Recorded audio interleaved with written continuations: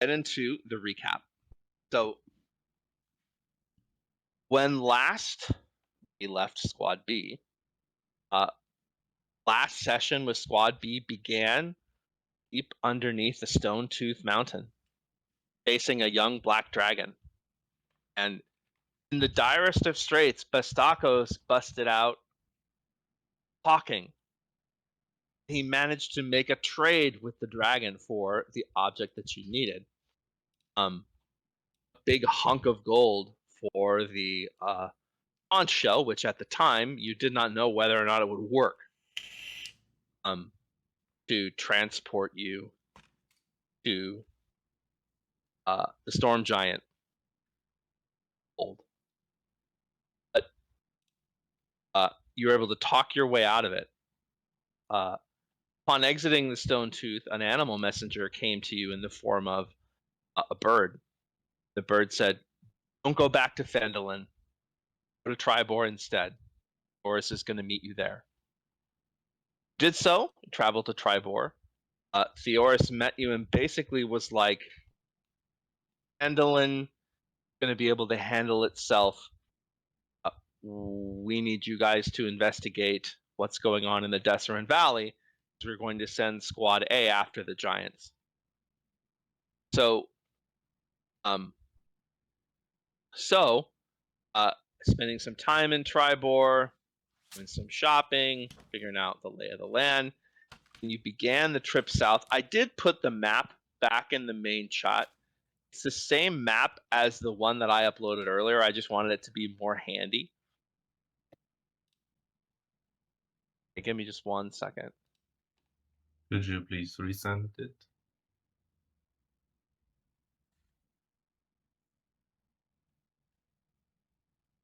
It's the Google Doc, I believe. Oh, Yeah. okay. I'll get right onto that.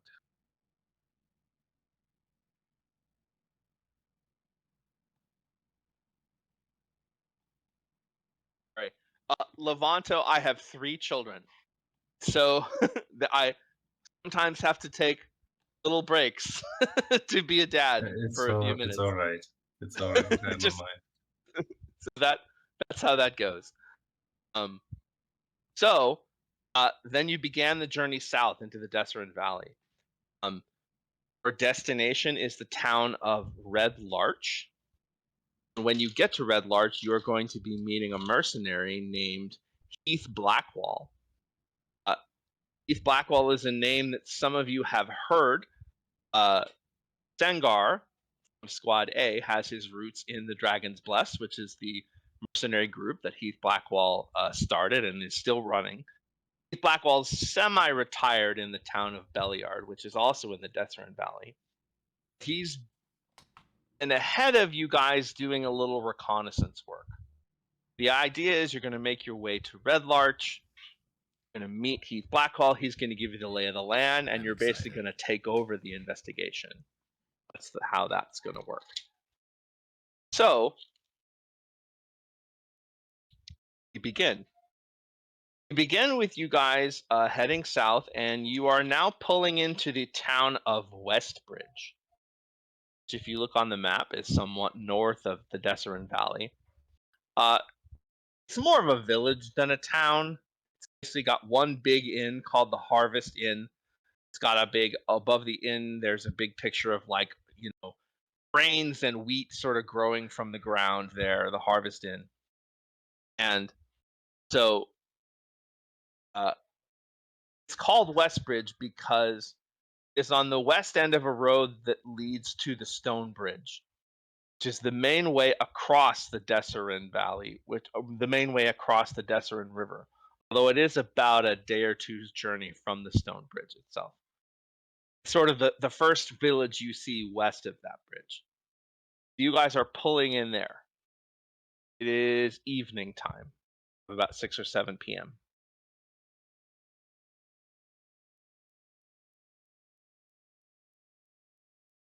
Interested in staying the night, or you guys want to just camp? Fonzo, what do you suggest? I wouldn't mind a warm bed. I do not know about a warm bed as much as I would appreciate maybe some information. That's very Yeah. fair. Very good. Especially with the threat of the giants, Q, do we see any activity of any kind? Destruction, anything that looks like it could be of note? Not really. Road is road. Other than the attack by the Knolls, which happened yesterday afternoon. Actually, this afternoon, just as they're hours before you are pulling into this village. Haven't really seen hide nor hair of any destruction at all. So it seems like whatever destruction the giants have been up to, it's been targeted and it's been only in certain areas.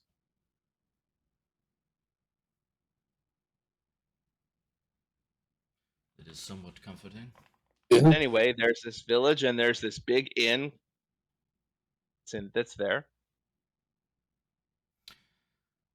So, Uh, go ahead, Sipnok. I'm gonna try to find somewhere to tie up my horse and go try to find ale. Okay, very good. The Sebnok, you hop off the horse, tie it up, walk in through the front door. Damien, you're on mute. Is that on purpose? Can you hear me? Can you guys hear him? Damien? It's fine. Yeah. You can hear him fine. Okay, it's me then. Yeah. I'm gonna come out and come back in. That's weird. Normally, that's weird. That normally only happens can with hear you. Oshun. I can hear you perfectly now. Yeah. Normally that only Seems happens every once in a while, about once a session, my Discord will pick one person that just goes mute for just me. Anyway, so I didn't hear what you were saying about the inn, Damien. Oh, Divine silence. I can't remember what I said, so it wasn't important anyway. Okay. We were going in, I thought. Yeah, something like that. Yeah. Okay. Tying up. So you guys horses. enter. You guys enter, and it's pretty well. There's quite a few people here. It is the only inn within X number of miles, and it's right on a main kind of crossroad between where the long road, which you've been traveling on, meets that trail, the bridge trail. So there's quite a lot of people in the inn. One person you notice is in the corner with a hood kind of not all the way on, but sort of in the corner, hanging out and at a table very much by himself, is an Azamar. Levanto, do you want to describe what your character looks like? Ooh. Sure. So Magnus is an Asmar cleric, as mentioned.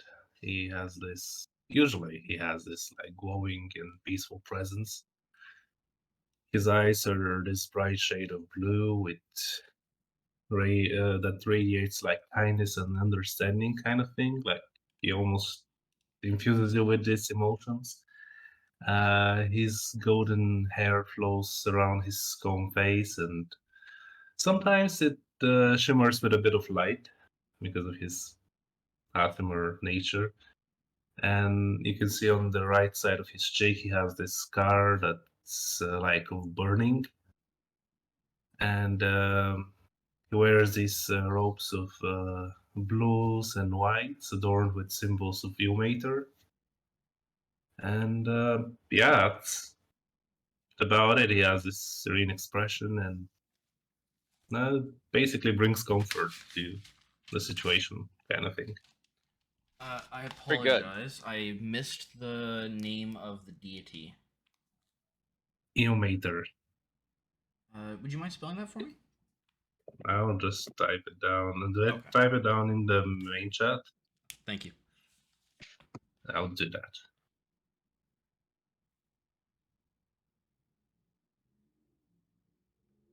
Okay. So, Magnus, as they walk through the door, you see a crew of. These are definitely the group you're looking for. 2 goblins, a hobgoblin, a tall, very flashy dresser. Bastakos and Myra are still with you guys at this point. Mhm. A very flashy sort of sorcerer with like a robe with stars on it and a big wizard hat on, as well as a very striking, and it's Durza who's half drow, right? Yeah. Is that right? A very striking half drow seeming wizard with them. So you're absolutely positive that this was the group that Theoris told you about. Looking a little more roguelike than wizard. Okay. So I stand up from my table and I approach. Greetings, fellow seekers of purpose. I am Magnus, the humble servant of Ilmater and answering the call of the words of the Alliance. It seems fate has woven our paths together, and I am honored to join your cause. How may my healing touch and divine guidance aid us in our future adventures? Durzo's going to look at Tharazor, look at Sebnok and Mara, and he's going to look over at Bastakos. He's going to look back at you.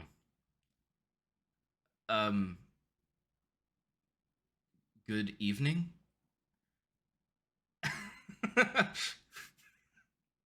Oh, good This guy evening to you talks too. really fancy. If you adventure as well as you talk, this may be over very quickly.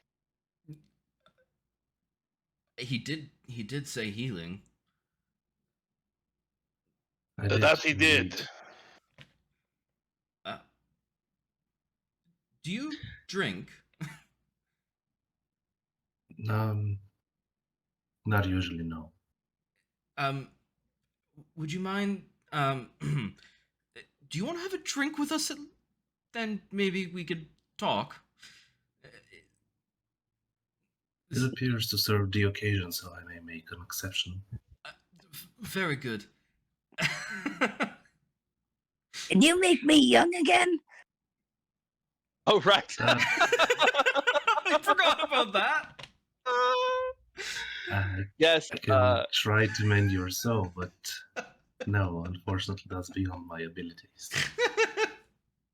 Yeah, he I've not got a spell cast on him that aged him 30 years? Yeah. Yeah, I think it was 30 years. Yeah. So he's definitely he looks like a very old goblin, but he's very spry and kind of bouncy Okay. and jaunty for an old goblin.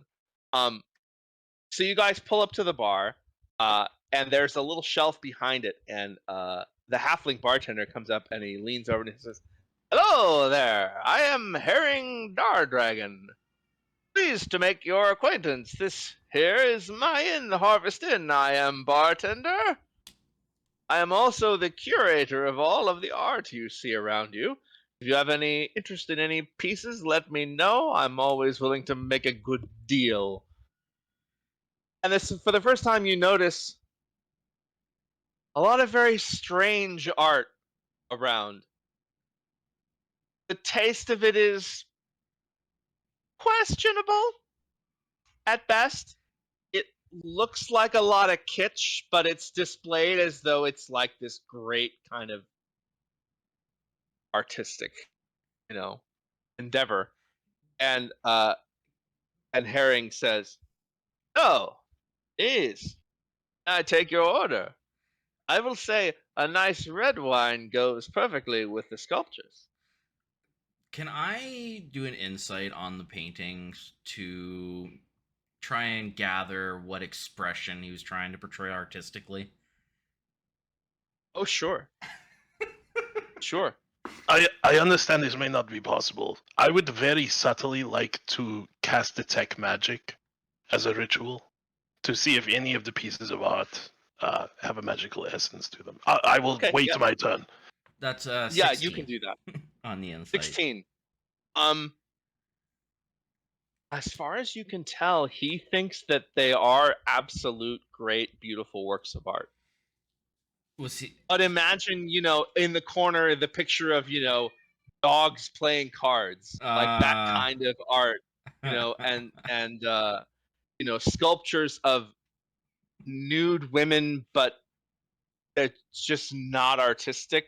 They're just Yeah, not tasteful. like something not tasteful, exactly. And even the individual pieces which are okay, when put together with this inn built of wood and logs around you, it just doesn't make any sense. Detect magic. There is absolutely nothing magic about any of these works of art. Absolutely nothing. Quite the They are opposite, I all would imagine. they are yes, they are not magical in the slightest.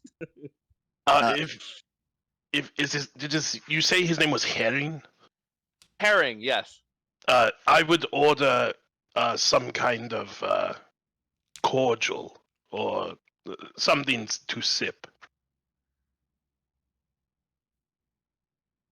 Sorry, I interrupted you, Harley.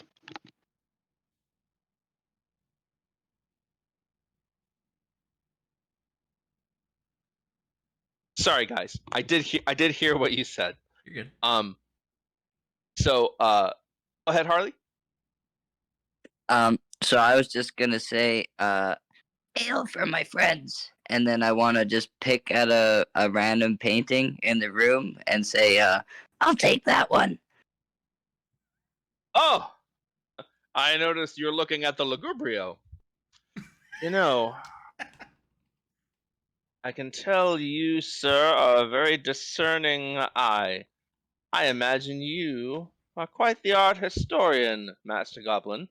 When I look at the Lugubrio, oh, you said ale. And he starts to get the ales while he talks. He says, when I look deep at the Lugubrio, the mix of color and light, it's very autumnal. Sebnock pointed at a painting of a duck standing on a table next to a bowl of grapes. That is the exact painting he pointed at. And it looks a living duck exactly or like a like cooked that. duck? No, like a standing living duck. Man walked up Like to a the duck. lemonade stand. He said to the So I want to say, how much? Give me a good deal. I'm gonna hang this at the House of the Echoes. Well, House of the Echoes, you say? Well, I don't think I could possibly let the Lugubrio go for anything less than 50 gold. You must I'm be gonna- you must be a very well-known artist. I'm gonna Yes. say, Not only am I an artist myself, but I also collect great works of art from other unknown diamonds in the rough. Go ahead, Harley. I'm gonna say, 25 and include the ale. And try to roll persuasion. Okay, go for it. Oh, I suck at this. What's it? Let me see. Uh, Oh, DM. that's 19. Oh, okay. 19. Damn. Go ahead, Levanto. I was going to ask if I could help in roleplay wise. I saw the rule that I am not really allowed to help without proficiency. Oh, actually, I do have proficiency. Never mind. I am proficient in persuasion. Could I attempt to help him? Sure. So make another so- roll. See if you nat 20 that baby. Go ahead, Levanto. I go and say, Innkeeper, your choice of art is truly captivating. These unique and enigmatic images spark the imagination and evoke a sense of wonder. They carry a mystery of beauty, inviting contemplation and reflection. Each stroke of the brush seems to hold a hidden story and waiting to be discovered. And no doubt my friend here wants to discover this one as well. Tarzor is So- wondering if he's gone insane. So's Durzo. I would it be possible you could write all that down? I'd really like to use that on my stationery. What a perfect way of. It's as though you've put my entire life into one beautiful sentence. 25 gold and the ale. Done. He reaches his little hand towards you, Sebnock. I shake it. Very good.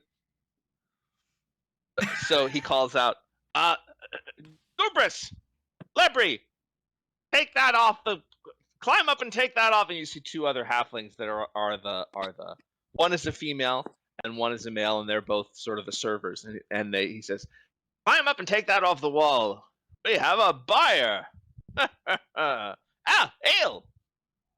You all have ales now. He says, I'm going to move on to see if I can turn my brushstrokes into contemplation or whatever it was you said. And he toddles off. You Um, need to guide you. I'm gonna turn around and whisper under my breath to Durzo. I'm gonna say, I like the new guy.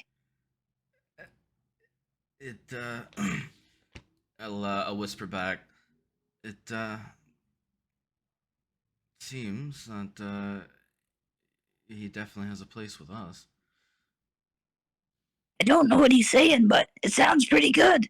It was quite eloquent, I'll tell you that, Zubnock.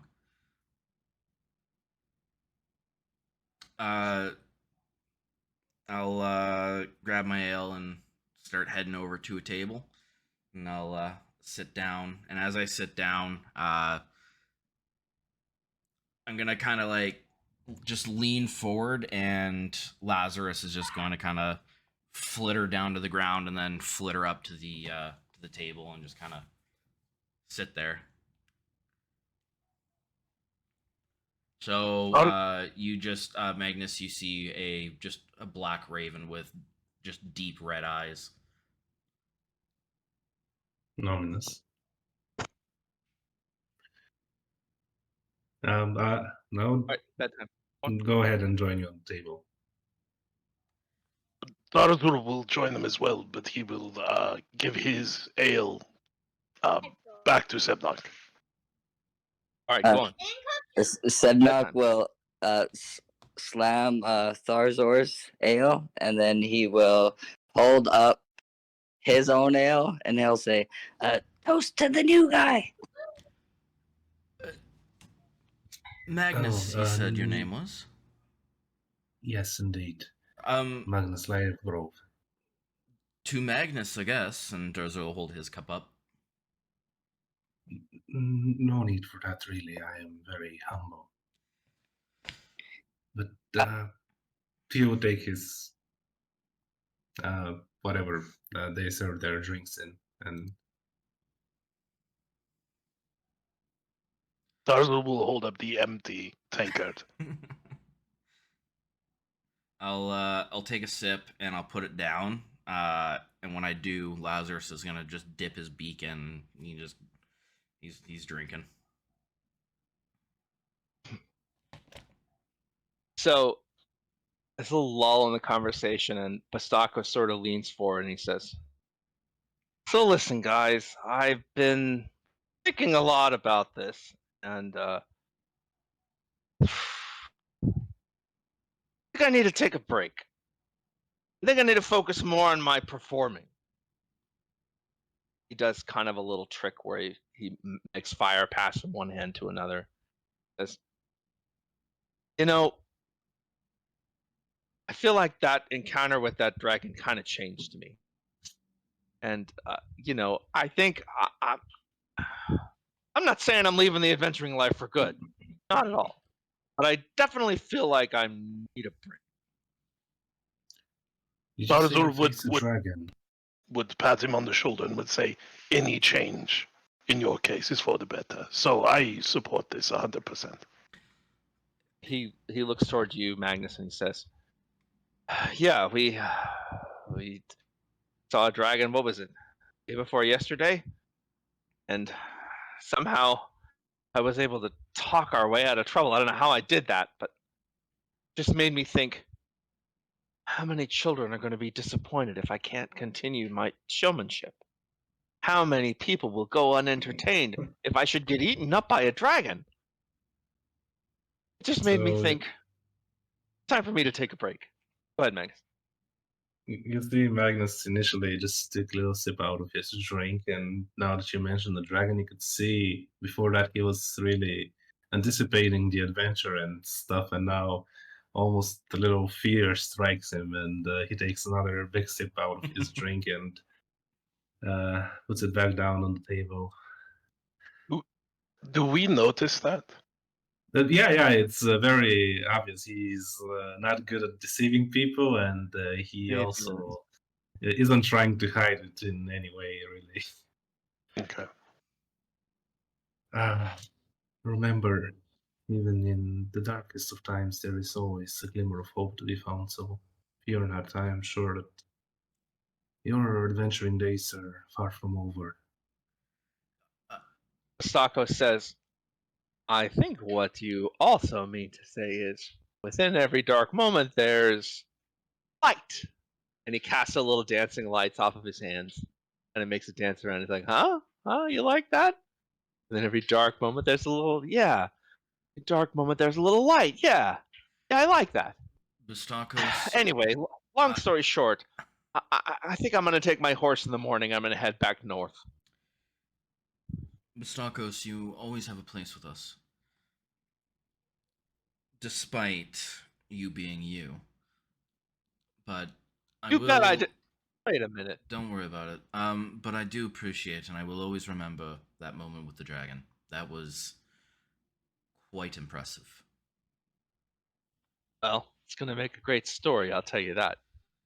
So, and then at that, Iris speaks up, and she speaks for the first time, and she says, well, I think that I don't feel comfortable letting Bastakos ride out all alone. So I think I might take him north just as far as Tribor. That's very kind of you. If you And feel then- comfortable. Yeah, and I'm good at sneaking, so I'll be able to make my way back. I don't think someone like Bastakos can sneak.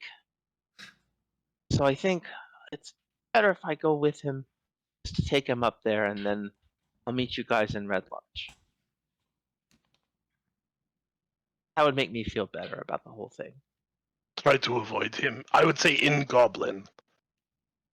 Try to avoid letting him keep watch at night. Oh, definitely.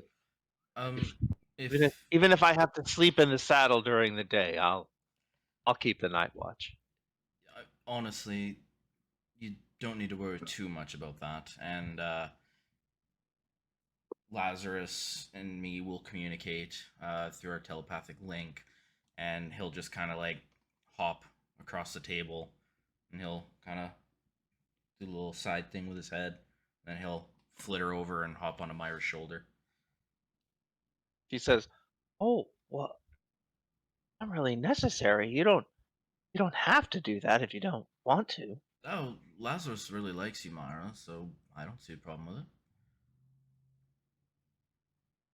Lazarus says, "Yeah, I like her. Yeah." She says, "Well, okay. I'll be sure to deliver him back in one piece." Even if you don't, he's bound to me. He'll come back. Okay, well, Tacos, if we're gonna leave in the morning, we should probably get to bed. Tacos says, "Bed? My party's just beginning."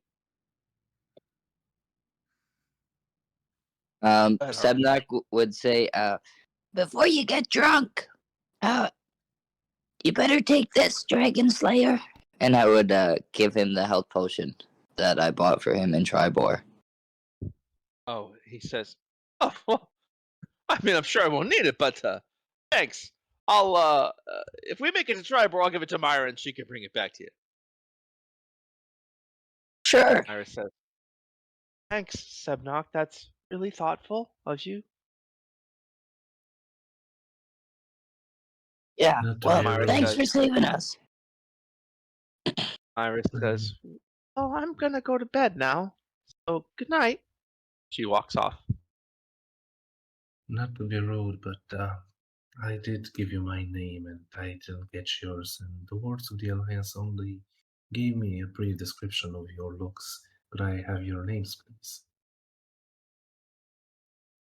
Arzur. You may call me Durzo.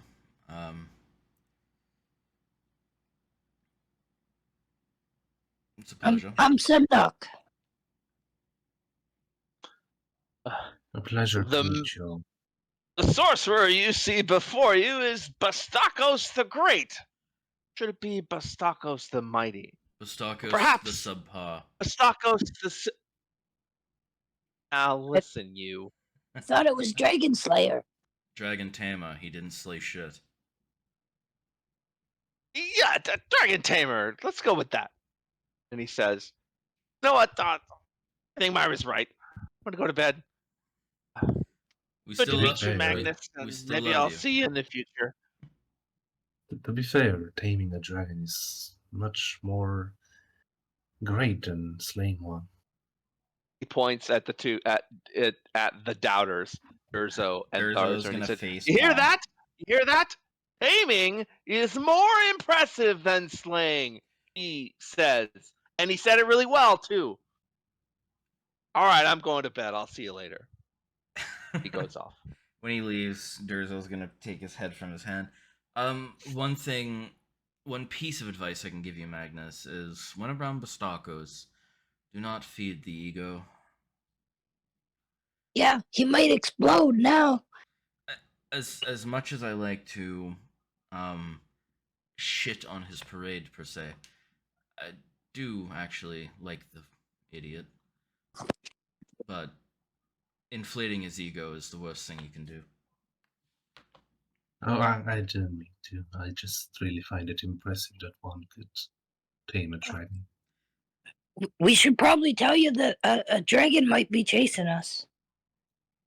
Oh, What was Did his they name, smother Durzo? this the name of the dragon is Cryophane or Cryovane. something? Because leave it to a white dragon to come up with a name like that. He's like the Bastakos of dragons.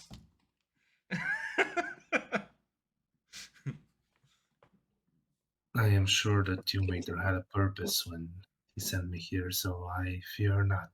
With a little hesitation, he says.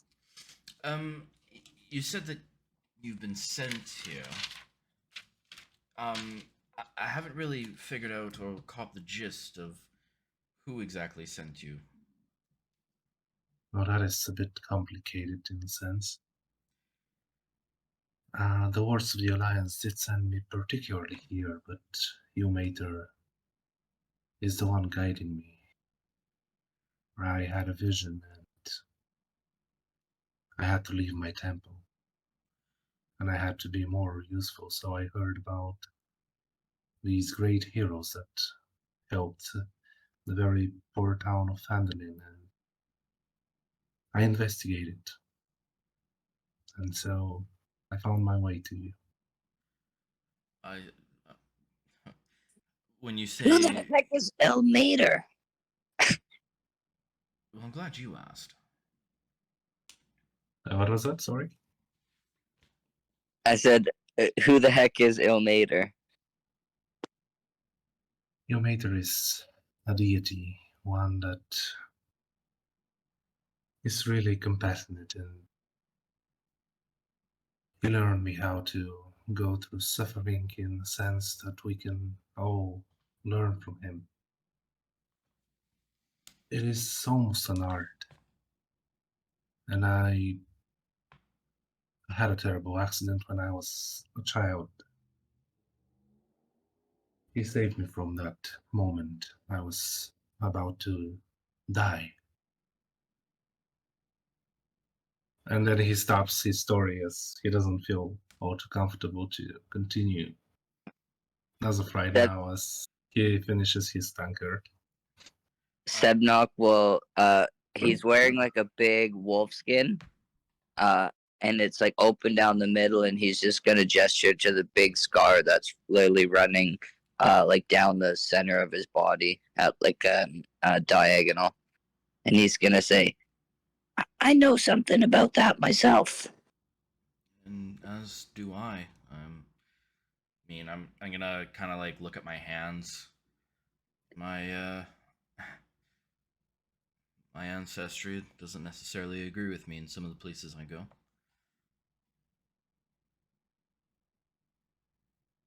Well, it appears that I do have a purpose with you guys.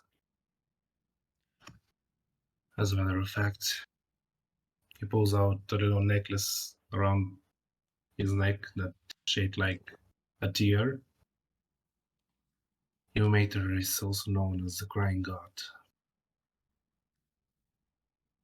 And his teachings are of endurance and self-sacrifice. And you seem like you have endured a lot. So, I guess he truly meant to send me here with you. Well, one thing that I do know is this group could probably use a little more compassion, so it might be a good thing you've been sent here. Thorazor, you've been rather quiet. Would you like to weigh in? I will point out that Tarazur under his helmet has been rolling his eyes. No, I have nothing to say. A god who cries. You sound as skeptical of the deities as I am.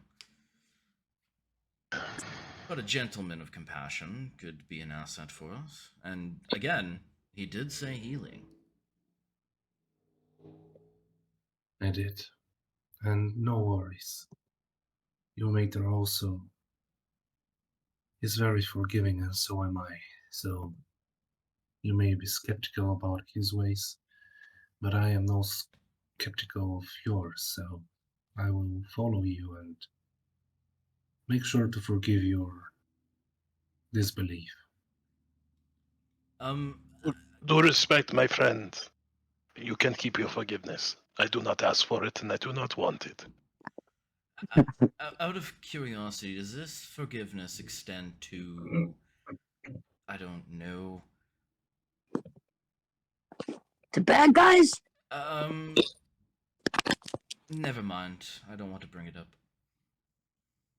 I'm gonna look at Tharzor, and I'm gonna say, They're real, see? and I'm gonna rage. And what's I hope you Gotta get a bad roll. one. I hope you get a bad one. I hope you get one that's like, I hope you get the exploding imps.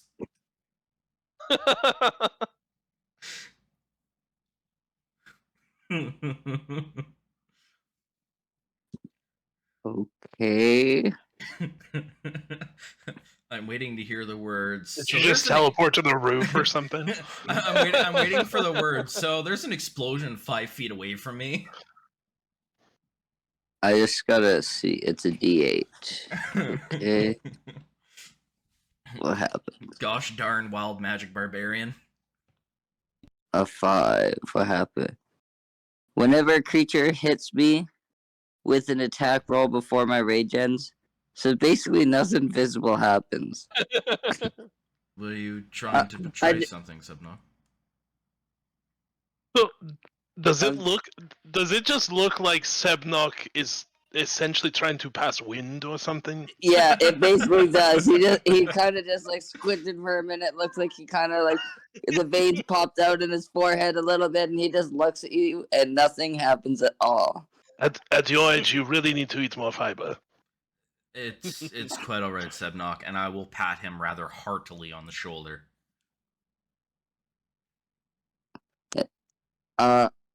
I don't know if that will give you retribution or not. I don't think so. That's what I was going for. Hit me with it, brother. If he So pats take you hard, and if he like pats the hell out of you, I guess. Yeah, it was a hearty pat. so that would be 1d6 of force damage as magic lashes out at you. Oh, son of a. All right, he did do something. That hurt quite a bit, actually. I'm just gonna look at him. I'd roll Um, that d6, Sevnock. I want to see how much it hurts. uh, 3. 3. So it's sort of like, in middle school or high school when they in the electronics class when they create the little buzzer, everybody goes around shocking themselves on purpose. It's kind of like that, but it really, really hurts.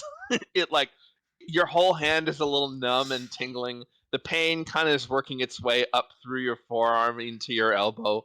You feel like your wrist may never bend properly again. And then little by little it ebbs. So I'm gonna look at Durzo kind of sad, and then I'm just gonna turn at Tharzor with a big smirk on my face. Little green asshole. I think it's time for bed. As you head up, the little halfling walks up to you and says, "Oh, bed already? What listen, time is it? It's probably like 8 p.m. Oh, all right. You guys got there probably around 6 p.m. If it was like 6, I was going to feel very embarrassed. No, it's not that early. The halfling does walk up to you and he says, I don't normally like to mix business with pleasure, but you're obviously adventurers. I can tell that just by looking at you." And he kind of eyes Sevnock. Us? Very, very good adventurers with very, very good taste in art. But we are, there's a few people from our village that have gone missing. I wondered if you might keep an eye out for them in your travels. It's a small village and we have 3 people missing. That's Uh, an awful lot of people for such a small village. can you tell us where they went missing from?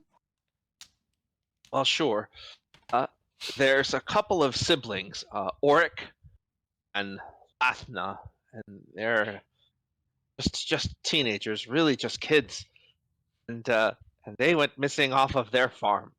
As far as we know, it's an abduction situation. The other one I'm worried about is I have a regular customer. She's a dwarf prospector. Name is Walgrada. Walgrada's been coming in here as long as I've owned the place, and sometimes with a lot of coin, sometimes without a lot. Prospecting being what it is. But I've not seen Walgrada in it's been almost a month. Starting to worry. And how long have the Again, children don't been go out of missing? your way. The children have been missing about 10 days. Again, it's not the kind of thing you need to go out of your way for. I don't have a single clue or direction to point you at all, but a small village to be missing 3 people in this short amount of time. Well, it's things strange in the air in the Deseret Valley these days. Is it normal to be attacked about an hour and a half out of town by gnolls? Wolves, you say? No. Oh, the long road isn't safe, but caravans travel up and down all the time and well guarded and caravanners can go sometimes 3, 4, 5 trips without a single attack from anything. Much less a pack of gnolls just 10 miles outside of town. Well, we did have a Oh, I run wouldn't in call that with regular an at all. well, we did have a run in with an ambush of gnolls that set up along the road and tried to attack us as we were heading here. Looks at all and he says, "Been hearing stories like that more and more lately." Do you know Anyway. if the gnolls have a cave or an outpost nearby where they may be operating out of? Oh, I didn't mean Knoll specifically, much as travelers coming through with stories about being attacked. It seems like there's more bandits out there than normal, more monsters than normal. Weather's been, I mean, we're getting in towards autumn now, so it should be cooling off, and it's not. It's still very, very warm here. Should have had our, you know, it ought to be about 6 weeks, 6 to 8 weeks from our first snow, and you can feel it outside. It's still meltingly, swelteringly hot. Things are things are odd. I'm a mere art dealer and also inn owner, and far be it for me to decide what's causing all of this, but strange times, times indeed. Would I be able to? Uh, Where would be good prospecting? Oh well, you got the whole valley is filled with the Summer Hills. Summer Hills would definitely have good prospecting in amongst the hills. Uh, in the spots where the river is shallow, there's been known for people to pan for minerals and whatnot, different streams and whatnot. Uh, Where there's would Walgrada go? oh well, Great has been all over the Summer Hills and even as far as the Sword Mountains. Once she even said she went as far as the spine of the world. I'm not sure she was telling the truth. She's prospecting all around the hills to the southeast of here and in amongst the hills and of course lots of ruins there and old keeps and all kinds of strange places there. Lots of places to prospect. This is an old town, been here long before we surface dwellers have been here. Have to hear rumor tell it.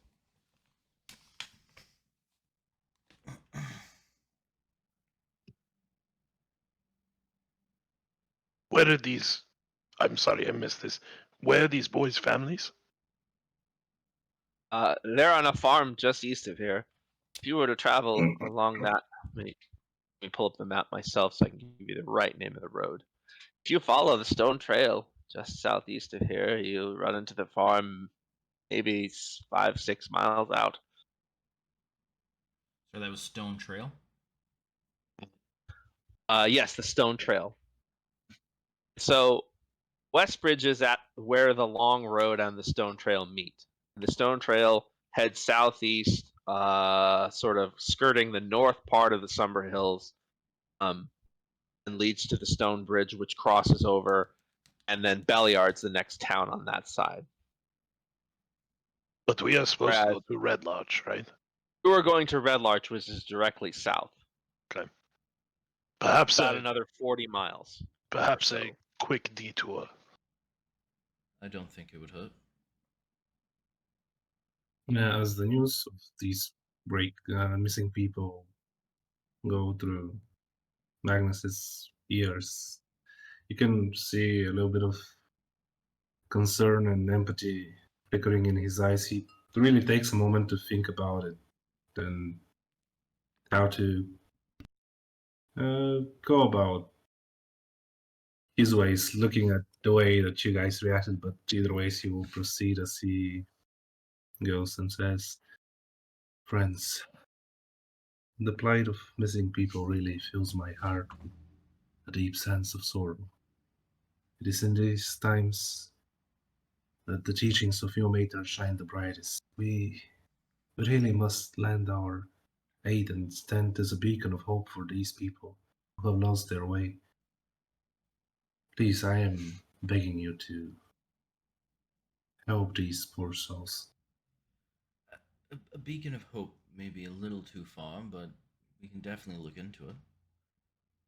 A Absolutely. helping hand is more like it, I think.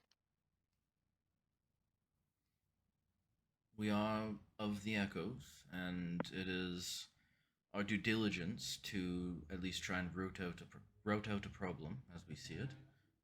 So, if this is a plight that's happening in this small village, then well, we should probably check it out. by the way, Magnus, we are part of a guild, so to speak. Um, have you ever heard of the Echoes? Yeah, have I? You would if you studied the group that helped Vandalin, then yes, you would have. What do I know about it? You know that they were a group that sort of formed in Neverwinter. They sort of revitalized the town. They were able to defeat a basically town of Fanlin was overrun with bandits. They were able to defeat the bandits. Uh, they are also part owners in a very lucrative mithril mine called Wave Echo Cave.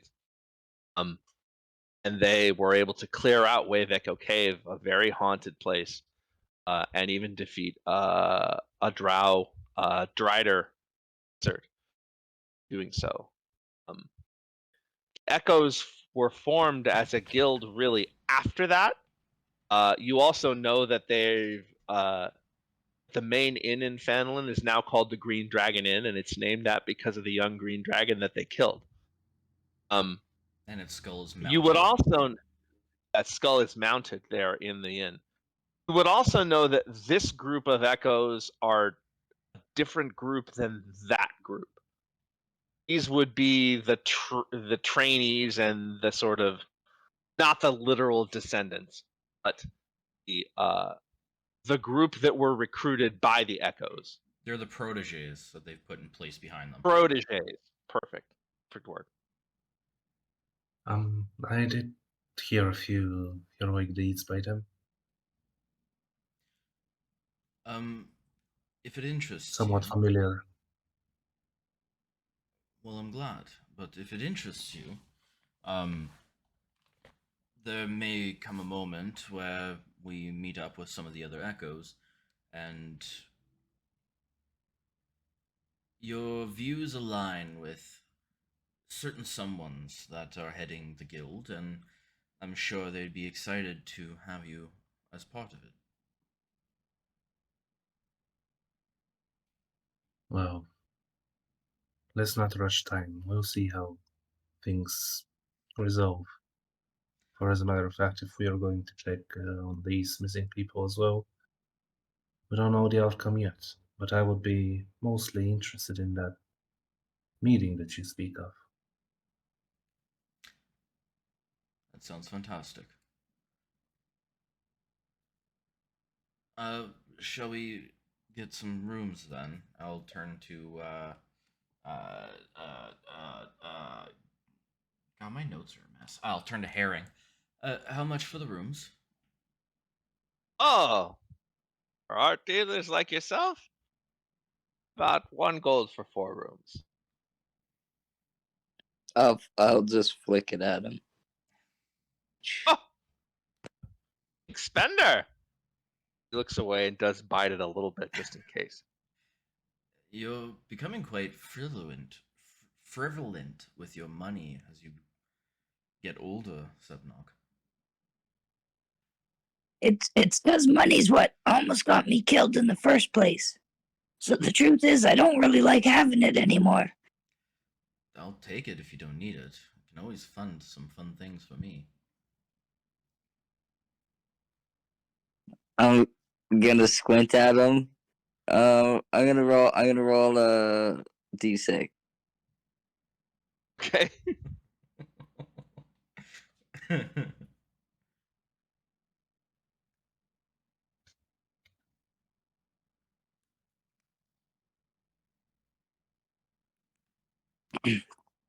So Sebnock is going to hand you a pouch of 140 gold.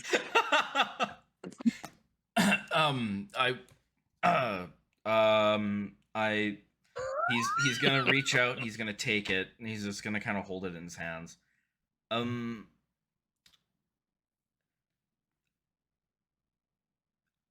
Thank you. I actually can put this to good use. And I'll reach in. I'll grab a handful of probably like I don't know, let's say 13 gold, and I'm gonna hand it out to you. Obviously you're gonna want to buy your own things. I don't want to deprive you of that. If you want ale or what have you. I'll take it back. The 13. DM, I know it's a little late, but is the store open? Because I could use some paper and ink. Not tonight, but they may open bright and early in the morning. Sounds good. I will stand up and go to the innkeeper, hand him 2 gold pieces, and say, as a token of gratitude, may this small offering bring you comfort and blessing to your path. Oh, comfort and blessing to you as well, my friend.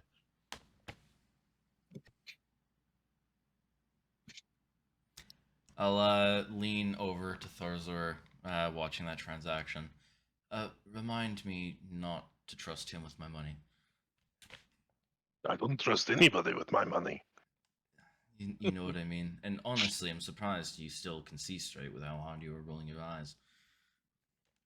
I was afraid I pulled something in my temple for a while there. Durzo's gonna pat his pauldron shoulder and get up. Well, that's me. I'm going to the store in the morning, so meeting here, breakfast. Yes? No? I'll be more than happy to share a breakfast with you all. Very good, strongly religious man. And I'm gonna head up the stairs. Okay, very good. So, anyone else looking for anything you need to accomplish this evening? Are we hitting A? I'll be up for another 2 hours doing wizard things. Going straight to bed. Bardur would take off his armor and lean it in a corner and just stare at it. I actually want to go to Dors's room. Good. Alright, so I'll go ahead in front of his room and knock. You hear papers moving, and you hear a chair pull and footsteps. The door unlocks. He opens it. Magnus. Pleasure to see you again. What can I do for you, my friend?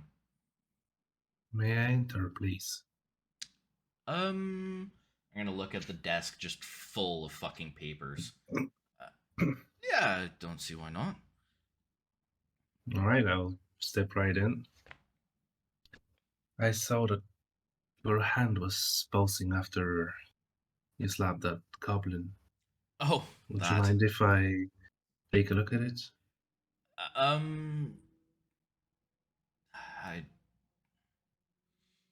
I guess I. It surely must hurt to turn pages with it. It is my writing hand. I guess I don't see why not, and he'll kind of hold it out, kind of halfway towards you. Alright, GM, I'd like to use my Asimur healing hands and roll 2d4s to mend his wound, if that's okay. Very good, of course. And that will be 7 hit points restored. As you see, his hands light up with a somewhat of a bright light, and slowly you feel this comfort over your hand again. And he looks at you with a little bow and says, May Mater's blessings fall upon you.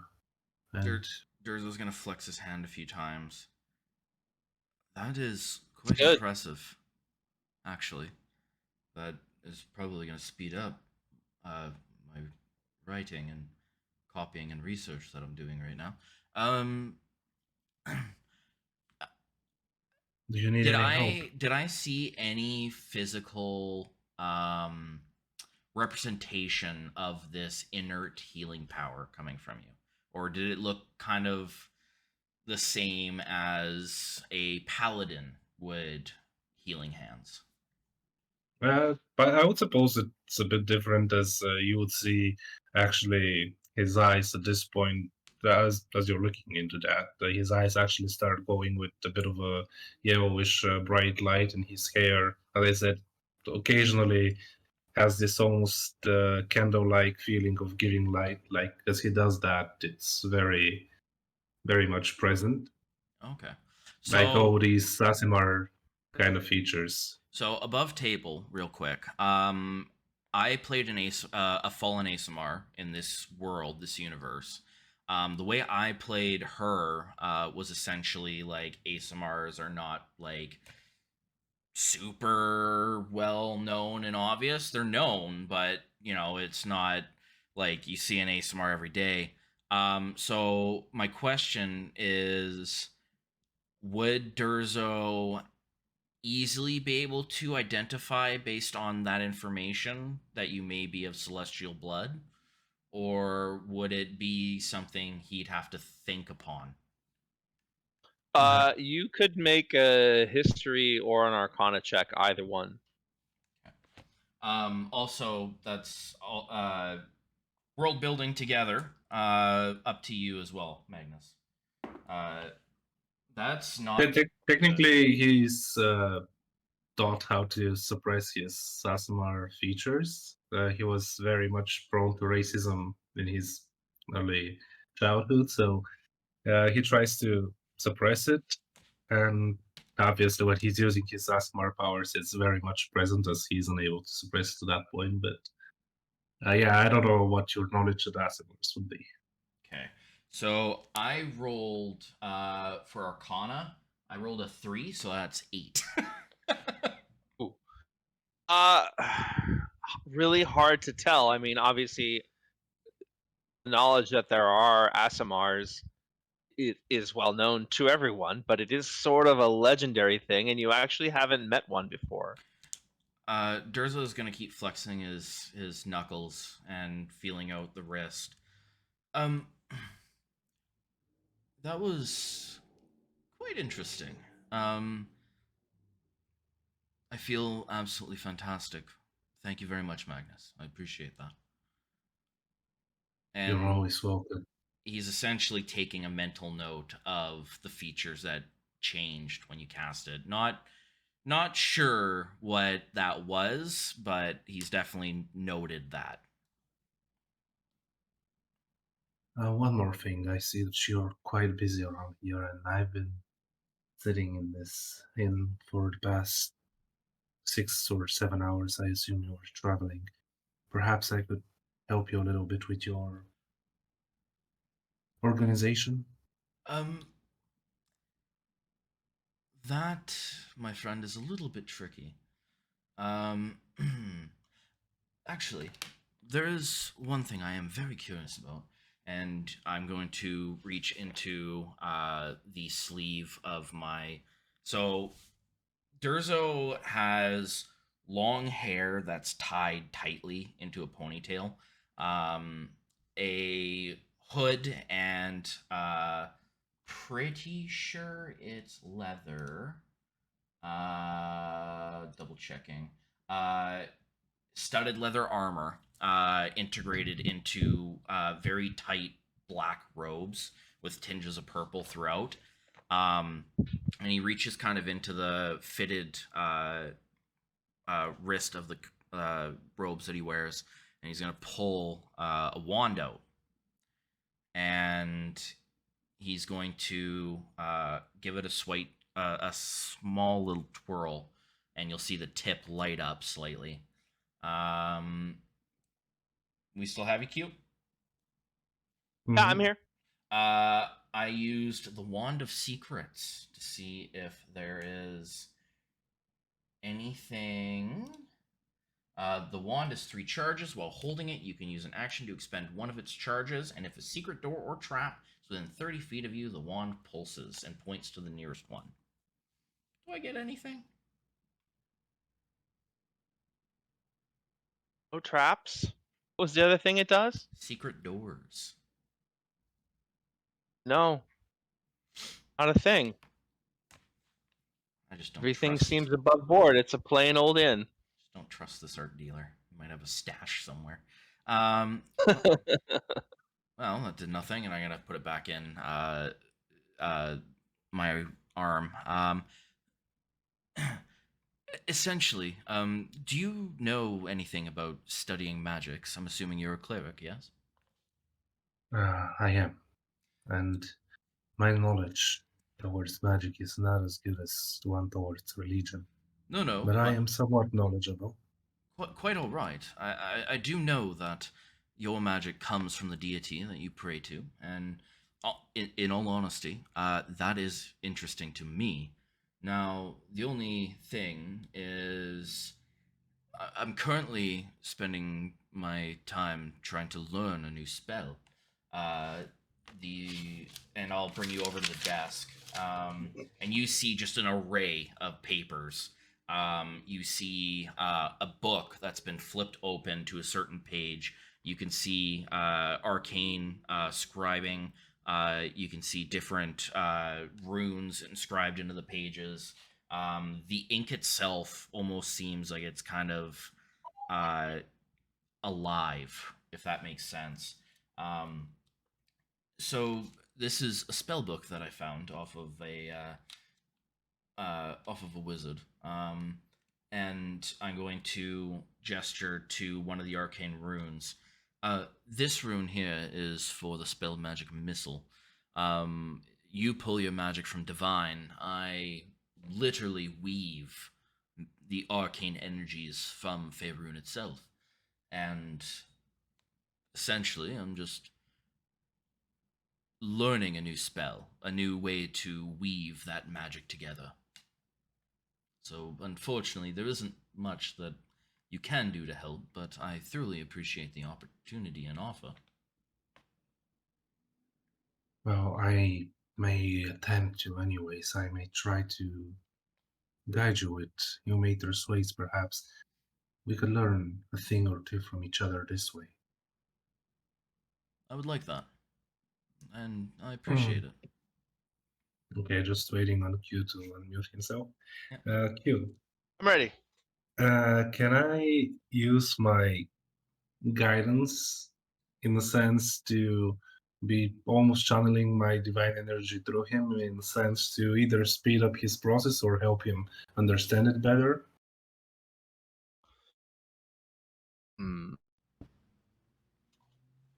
Let me look up guidance precisely and see what it does. So, It gives 1d4 on any check that you make for the next minute.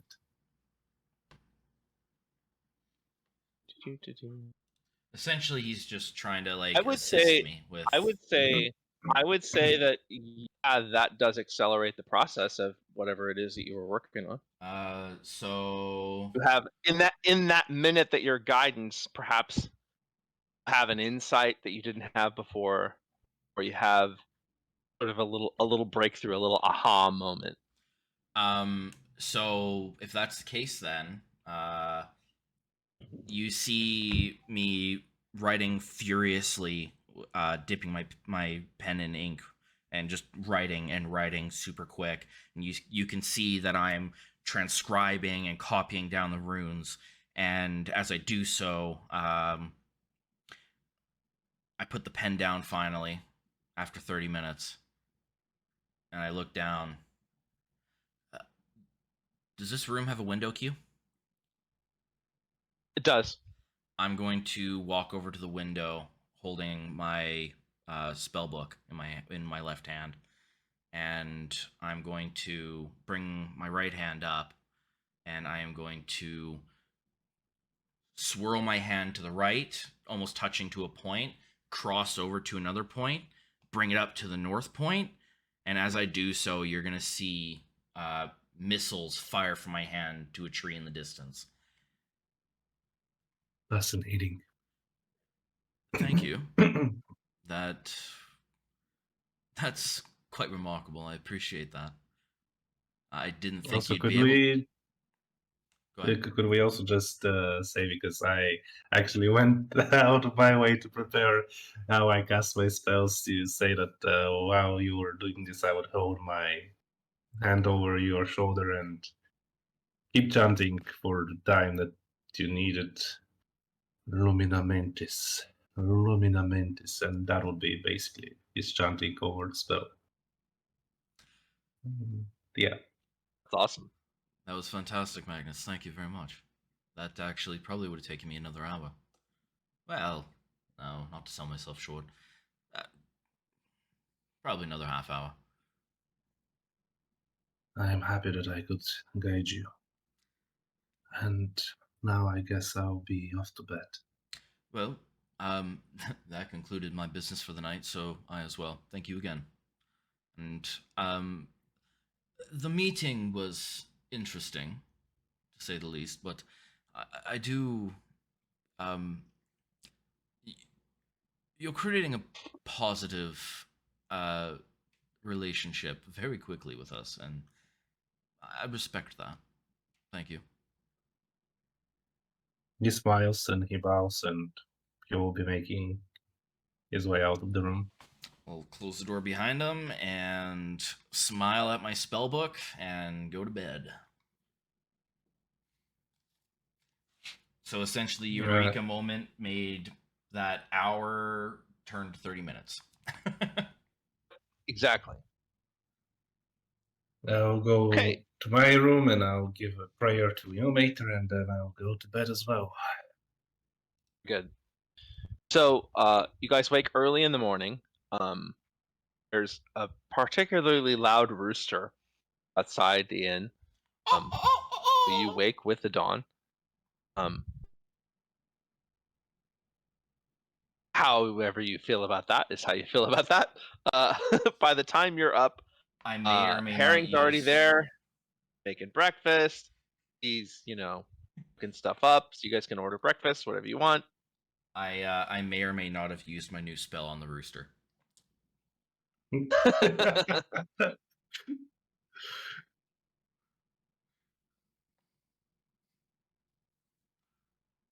Sorry, give me DM. one. No, you're good. Okay.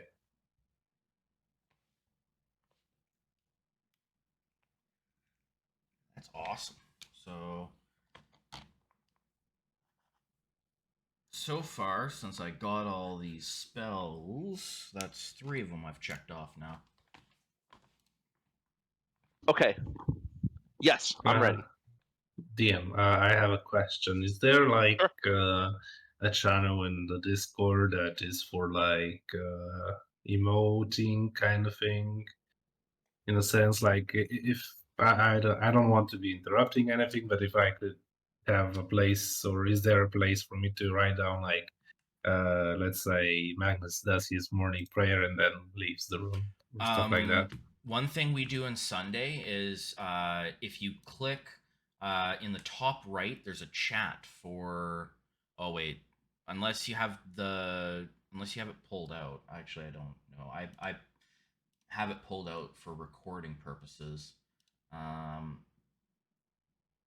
Yeah, there's a chat that you can go to for the channel that we're currently in, and it records and keeps the chat. On Sunday, that's what we tend to do to not interrupt and to like do stuff like that. Is we'll type in there or we'll post in there. That works Okay. great. After the game, I guess you could explain this better to me so I could find it, but for now, I'll not be doing it. Yeah, no, absolutely. Okay. Okay, perfect. Sounds good. All right, so it's wake, you eat. All's good, ready to roll. Doesn't have to be a You're thing. ready. I'm going to the trader. I'm buying parchment and ink, and I'm getting what they got. You managed to get 50 pieces of parchment and 1 bottle of ink for 20 gold. Okay.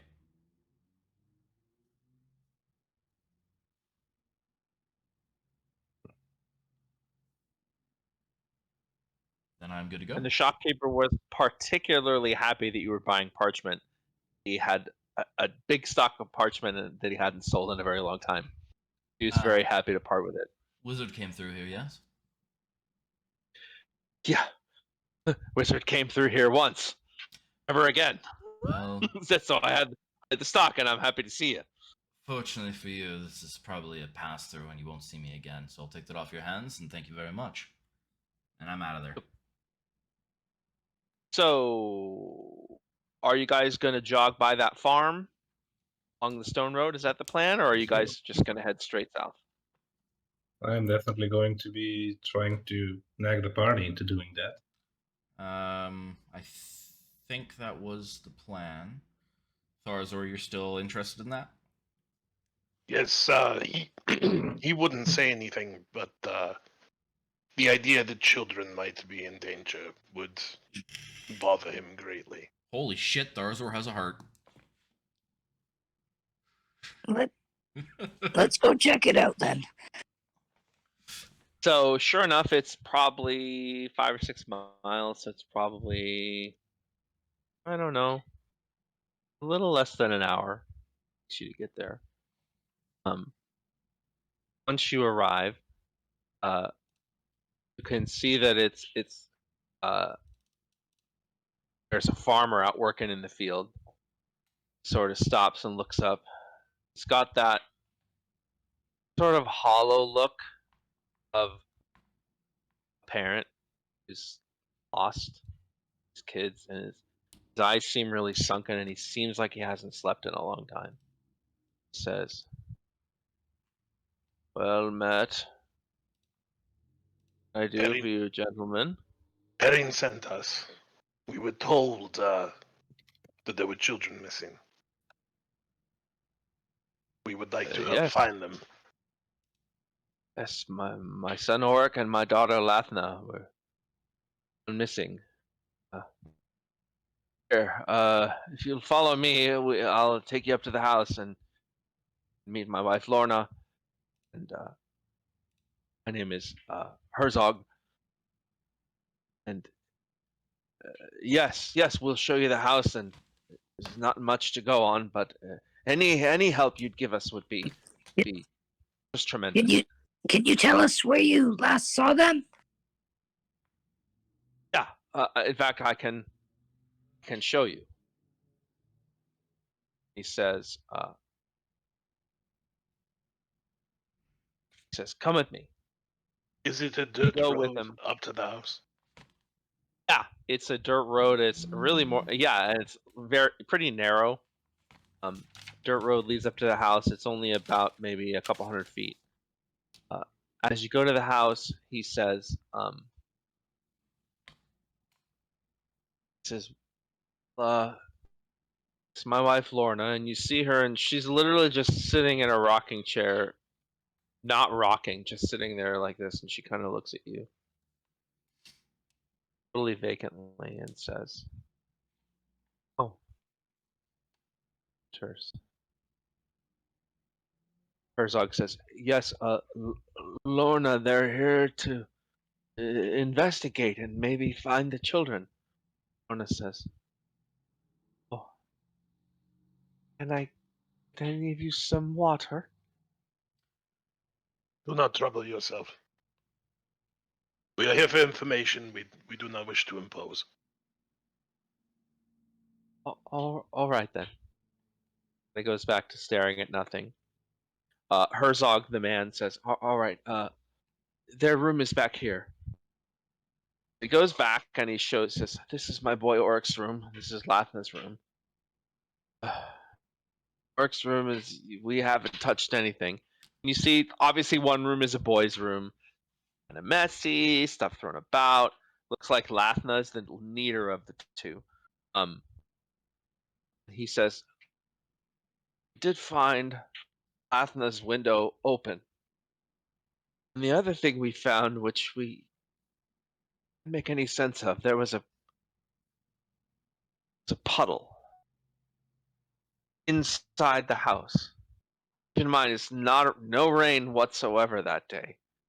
And you can even see, and as you look on the floor, you can see that there's a little bit of a water spot outline on the floor." And it was water. Yeah, it was just water. It's not urine or wine. I mean, I'm not ashamed to say I smelled and tasted it myself. Salt, just water. So can I walk down out like around the house outside the window and look for any footprints or any signs of Yeah, someone sure. kind of passing through that area? Yeah, make a survival check. While he's As you doing do that, I'm gonna go upstairs and do a little light plumbing. I'll be right back. Oh joy. no worries. Oh. Well, that was a 21.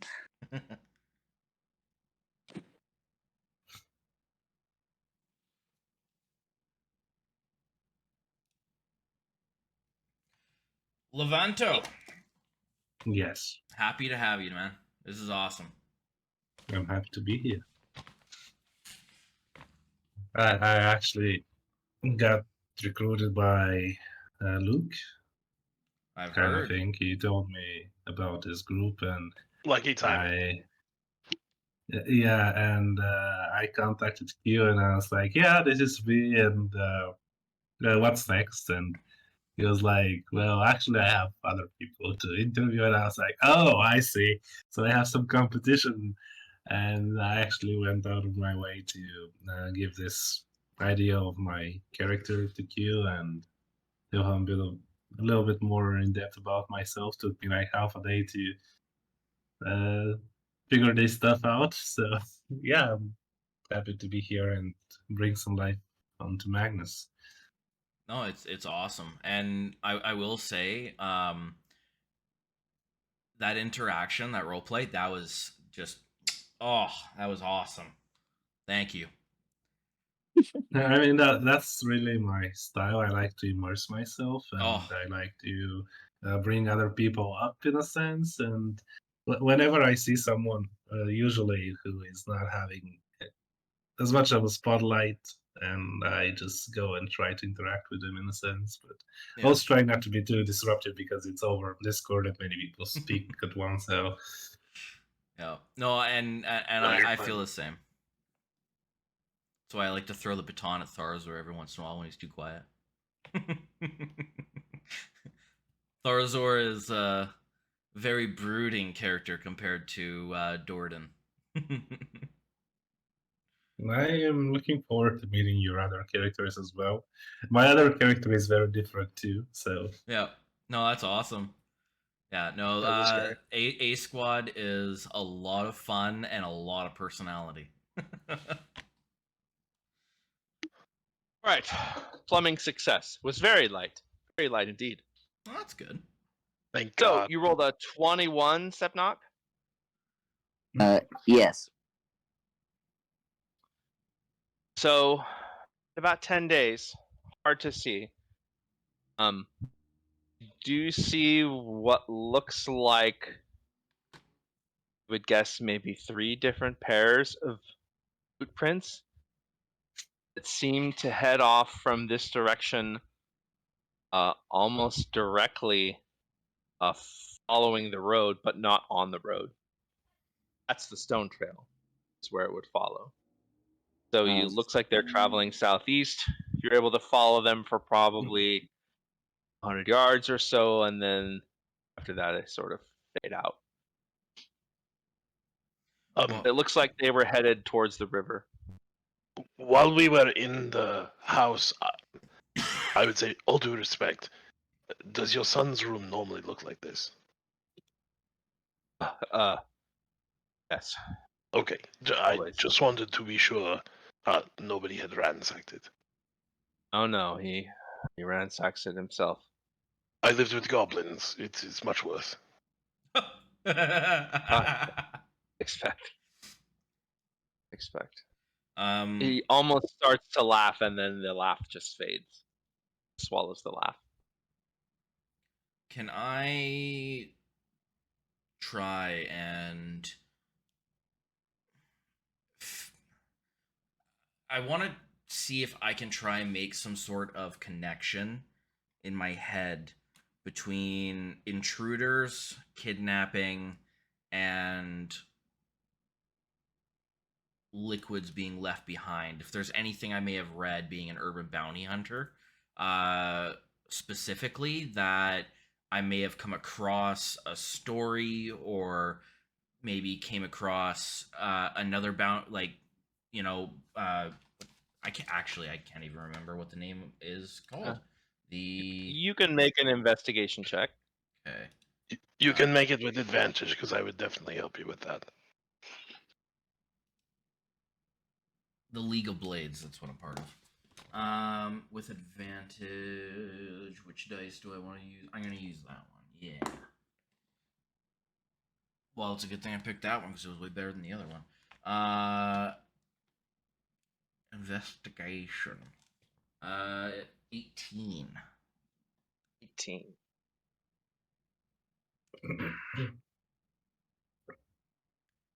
Water out of nowhere is a curveball.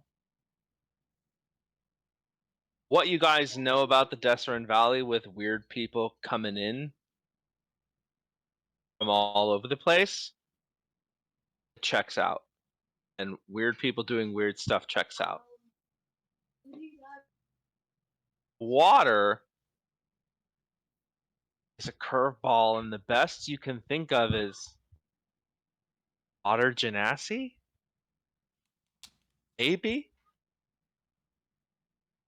Only thing you can think of that would drip wet in a completely dry setting. I should have asked this earlier to the father. Was the water cold? He said, well, by the time I felt it, it was the next morning. Okay. Oh, no telling how long they'd been gone, but it didn't feel particularly warm or cold, I guess. And you didn't hear anything in the night at all? No weird noise that you checked off as farm animals moving about, or? We have racked our brains for anything out of the normal. Just didn't hear a thing. At this point, would Sevnok be getting back to us? Anything of interest, Sevnok? There was 3 footprints, and they were leading southeast. They followed the road, but off to the side.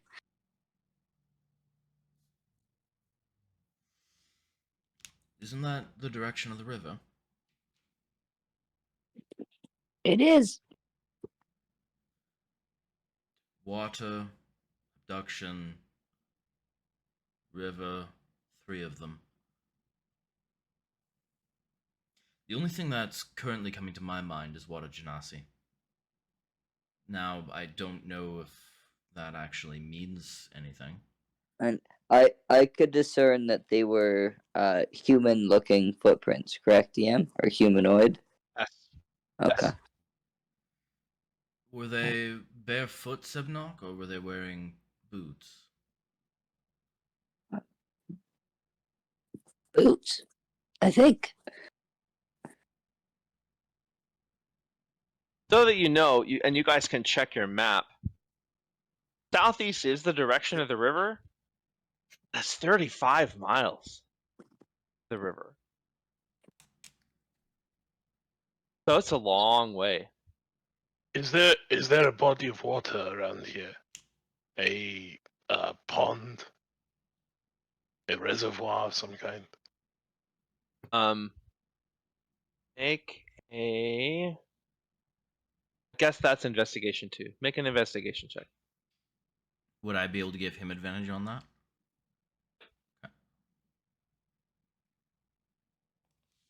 That was very helpful. 25. 25. Hell yeah. Well, the 25. There are natural ponds and creeks in and around most areas, including this one. Is there a well on the property? Oh well. Okay, sorry. And with the creeks and ponds, what you certainly could check them. What you'd know about the creeks, though, is because it's been unseasonably warm for unseasonably long a time, They're running Probably dry. very likely dried up.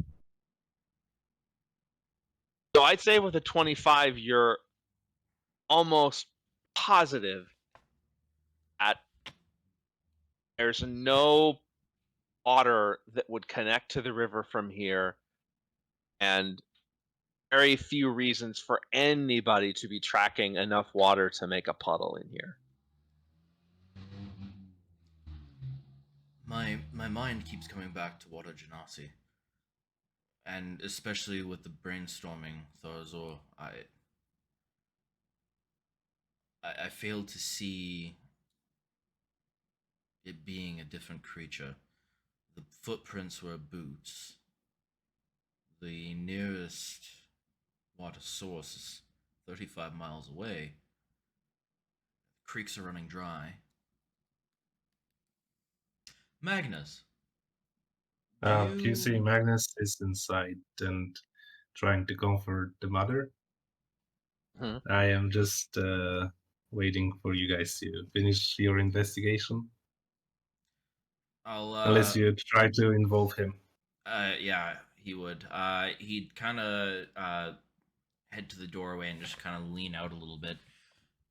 So you see, Magnus at this point is trying to calm the mother, saying, "Dear mother, let not despair consume your heart, for your mater hears your cries.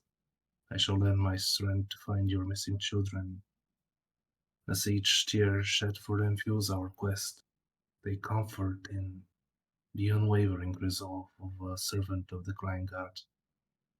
With his compassion as our guide, we shall unravel the shadows that cloak their absence, and through our tireless efforts we shall bring them home. Fear not, for even in the darkest hours hope prevails. Together So we shall as rewrite the tale of separation and replace it with a chapter of reunion and joy." she hears your words, she slowly melts, and that spaciness kind of goes away, and she does let herself cry, probably for the first time in days. At this point, I just offer her a shoulder and give a gesture towards down Durzo to give me like a moment or two to comfort her, and then I'll Durzo, She be. cries. Yeah, she cries for a long time, having held it in for Durzo's so long.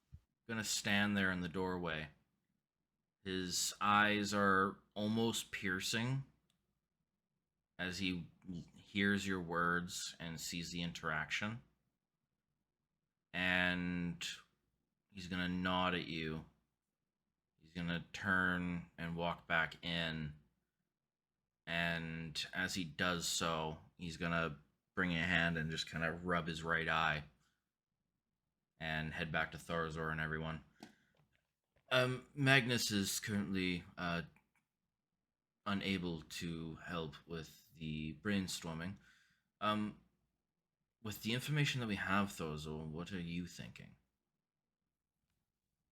I'm thinking that if it is some random genasi doing this, there is nothing for us to do.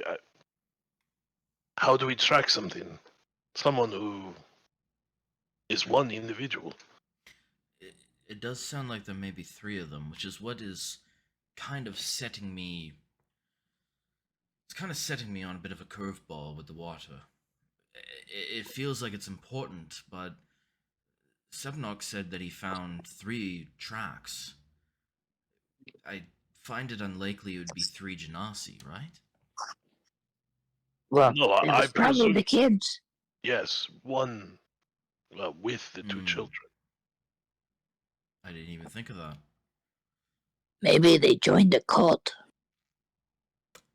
Well, the cult of the dragon is no longer an Just to be clear, is the father still around us? He would be like he would be pacing. So like every once in a while he would peek his sort of himself back into your room where you guys are, then say to himself, "Oh, okay, let him be, let them do their work." Okay. And then he'd pace out and he'd sit check his wife's. So you can imagine he's just sort of Okay. listlessly pacing, and he's Then- around you once in a while, but not all the time. Then when Sevnok says out loud, maybe they joined the cult, Tarzur would elbow him like in the forehead. Oh, Don't say things like that out loud where they can hear you. I'm just saying, this is weird. It is weird, but you do recall that there are multiple different creatures in this realm that can charm people. Yeah, look at me. I'm handsome. No, and I will actually reach into my coat pocket and I will pull out a small wrapped something like beautifully wrapped, like to make sure that it's being kept pristine. Do you wait? Thorzo, was he with us during the Harpies? No, he wasn't, was he? What the heck is a harpy? You're an idiot. And I'm gonna put it back in my coat. Um, there are many creatures such as harpies that can lure people. Sometimes for their entertainment, and unfortunately, sometimes for more nefarious reasons. You mean like that lady? The lady. Uh, where we were in the mountain. Some lady tried to charm me. Succubus. Oh, the succubus. Yes. Exactly. I'm actually well pulled back. Yes, Sebnok, the succubus. That's another instance. Well, we gotta find those guys. I don't like that. I agree. Based on the reports we've heard, all of the people who are going to the Desert Valley, who are just wandering in under whatever spell, would this seem consistent with that? Oh, good call. I mean, we've heard reports of people coming. Have there then therefore been reports of people missing? Don't know yet. Well, I know which way they're going, so we can maybe try to follow them and see if we can pick up the tracks. I agree. You don't know yet. If we are heading southwest, that is, or southeast, that is at least halfway towards south. With all of the new information and all of the collective amongst all of us piecing things together and formulating new ideas, would I be able to make another check to see if I can piece a little bit more together? Not without a new piece of information. Is there something specific that you want to check? Durzo's head is stuck on the water genasi, and he feels like it doesn't make sense, it doesn't fit. The only thing that is insinuating that is the puddle. And now the new information that he didn't think of the children being charmed and led away, I feel like that would lead to either maybe the genasi was a spellcaster and charmed them, or was it more of a creature? So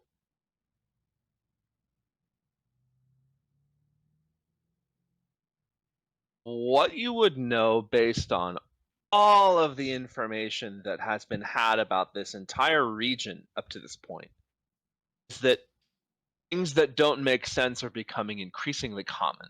Yeah. It doesn't lead you in a particular direction. Water Genasi could be a spellcaster. The 3 sets of prints could be a guy, a Water Genasi, and the 2 kids. Or they could have put the 2 kids, tied them up in a sack and held them over their shoulders, and it's 3 guys pulled them out. There are lots of things that could be, but weird shit is happening in the Deseret Valley. The only thing I can think of in this moment would be to try and follow the tracks. I say we follow them and then we double back west if we have to. We I do agree. have a meeting to get to, so I agree.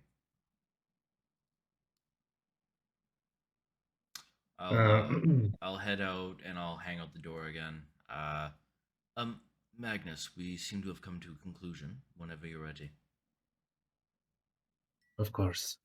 I step back a little bit and turn to the mother again, saying, "Take heart, dear mother. We embark on a path of hope. May your Mater light shine upon you until we return." And I'll join the crew. She says, "Thank you so much. I will pray for you." He nods again and just gives a little bow. And with a smile, he will leave, the door closed. As So, real quick, based on the interactions that's happened, Durzo will find the father. At this point, standing out on the porch, and when you guys come out, he says, "Oh, jeez. Luck? we leads? have a lead. We have a heading. That's great. I apologize to ask this. How is your farm doing? I know you are all distraught and probably not maintaining the farm as you normally would, and that's completely understandable. Are you in trouble? He shakes his head and he says, "We're there's not much to maintain, unfortunately. Too hot, not enough rain. No, our cow's gone dry. That's why my wife only offered you water. Normally we'd have nice milk to offer you, but we don't have that or anything. So we were really, really struggling even before this." How much would you say you bring in a month?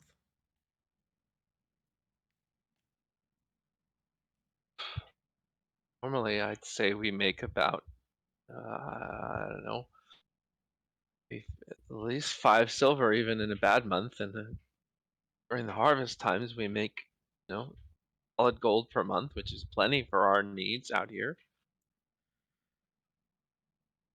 I can't promise you we will figure out what happened to your children, but we are determined to try. And I'll walk up to him and I will go to shake his hand. Shake your hand back. As he pulls his hand away, there's 10 gold in his palm. I really don't. I hope everything turns out for the better, and I do hope we find your children. And without a word, I'm going to turn and walk away. As we're leaving, definitely within earshot, Sebnog's gonna say, If they're in a cult, I'm gonna kick their asses. What did you say? A cult? I'm going to punch Sebnog. how much? What's your strength? You take no damage. No. I'm just wondering how actually strong you are to gauge my reaction. I have 8 strength. Yeah. I'm just gonna turn and look at you. Durzo.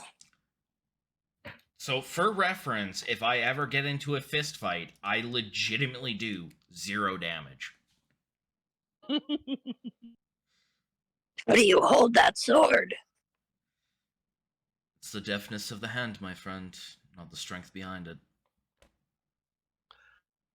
Durzo, I must say I'm very proud of what you did over there. I don't want to talk about it, Magnus, but thank you. Very well. What just- leads did you have? Just walking. So you're able to follow the path that Sebnok, you're able to find it again, and you're able to walk path, and then it's like the boot prints just sort of get fainter and fainter and fainter and fainter as you walk along the road. And then there's a little sort of just a little drainage sort of area that's off the side of the road, and it's as you go down into that drainage area, it's an area that probably is a creek at good times. But right now it's just rock.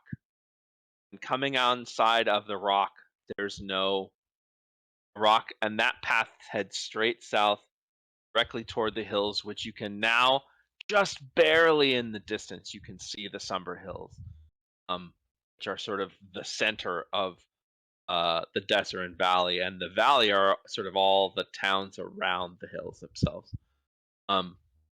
Sorry, DM. Is it summer or sumber? Sumber. Sumber. Okay, thank you. Sumber, the Somber Hills, and coming out on the other side of that stone, the tracks are just gone. The tracks disappear coming out. Tracks just don't come out at all.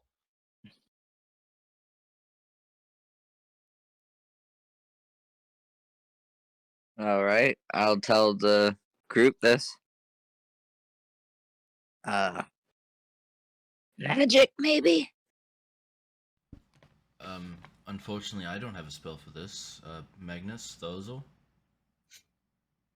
I may have some means, but it will take me some time to prepare.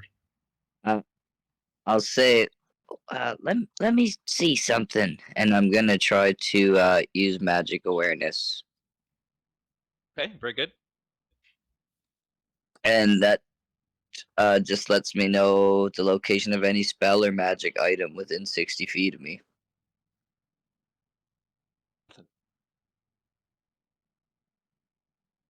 You do realize, with all the good rolls you've made already, because you're standing in rock, if they reached this point and continued south along the rocks, They wouldn't leave any. They they wouldn't leave any footprints. track. Okay. Would it make sense Now, for us? to do that, they would have to travel, you estimate, south. about 15 or 20 miles to get to the hills, and the creek doesn't run, at least from where you're standing. The creek does not run directly. It may run to the river eventually, but it's not a straight line, not from here. The creek almost runs parallel to the way you imagine the river running north and south. Is it worth our time to follow this until we see footprints? Yes. Very well. Well, we know the general area. I'll give my horse a tap on the side and start following the river or the creek. So you guys travel down the creek. Noontime, nothing. 3 p.m., nothing. It's getting on towards dark. You are walking right into, basically, it's a very sparse copse of trees on either side of the creek, and then you finally see the Somber Hills. You're riding right towards them. So you've actually gone parallel to the road you were traveling on. So actually, you've done it 5 or 6 miles inland, and you haven't done it on the road itself, but you have traveled in the correct direction for Red Larch. Now you've run into the hills themselves. Night is falling. DM, on our way to this point, could I have maybe tried to look around, see if there are any sort of tracks that would probably be giving us information, maybe some wrappers of rations or anything of the sort, if maybe these people who are traveling were resting in some place? That's an awesome. Sure, make awesome. an investigation check. Okay, investigation. Would he get That is- advantage because all of us are looking for tracks and stuff?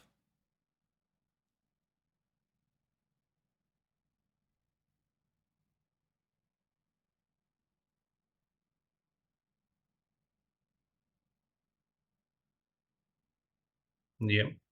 Oh, Would he nodded his He head. yes. nodded. Oh, sorry. Sorry, yes. My bad. So Sorry that's about a that. 17. That's a 17 on my 17. end. So, don't find any wrappers of rations. Find a couple spots that could be campsites, but sort of slow down and you look around there, and There's just no clues leading out of them. There's prints that could be boot prints, but then they don't go anywhere. They don't lead anywhere. Yeah, that's alright. I So- was just checking if we were on the right tracks, kind of thing. Hmm? I was just You checking may if we were well on the right tracks. be. So essentially, those Okay. stop points seem like boot prints went off the stones, rested, and then went back to the stones.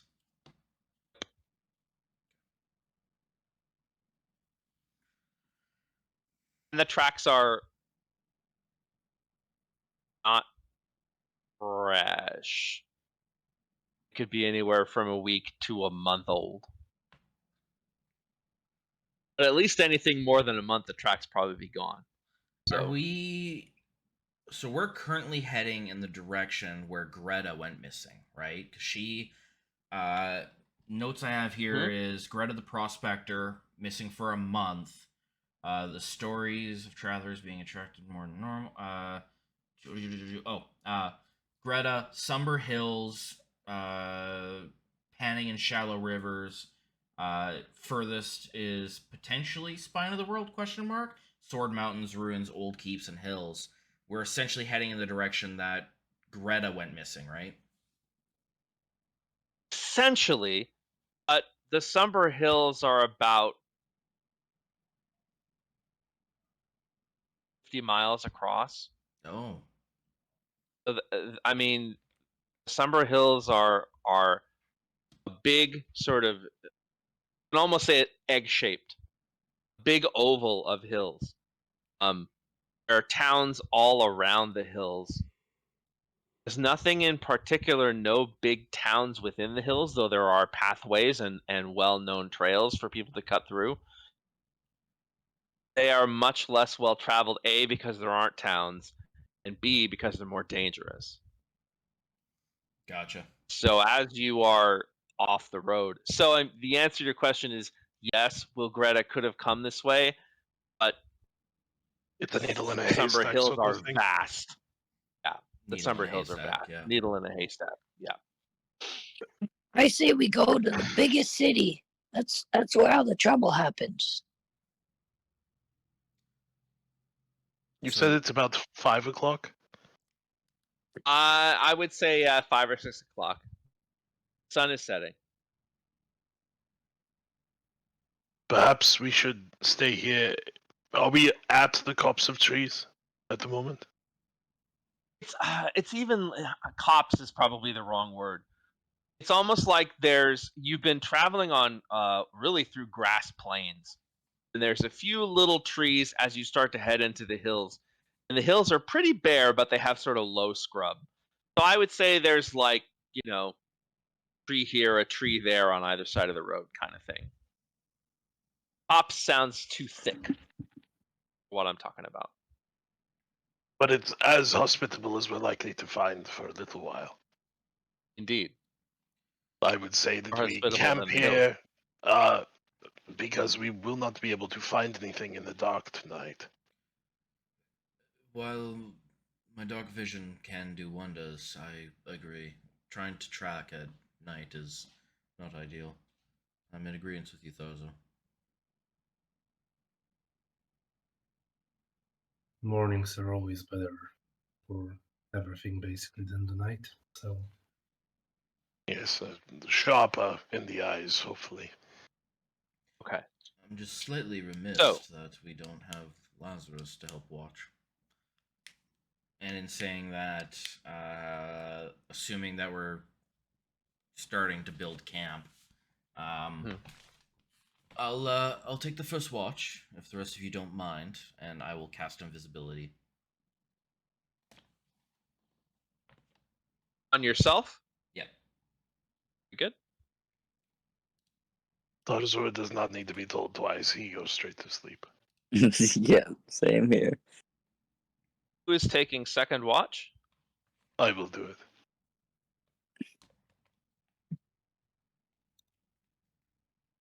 Third watch? I'll take it.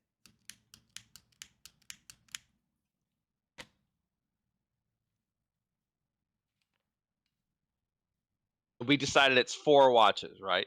I It believe is. 4 so, yeah. watches for everybody to get 6 hours? Yep. That'll put you, Magnus, on. And do they watch. trust me enough?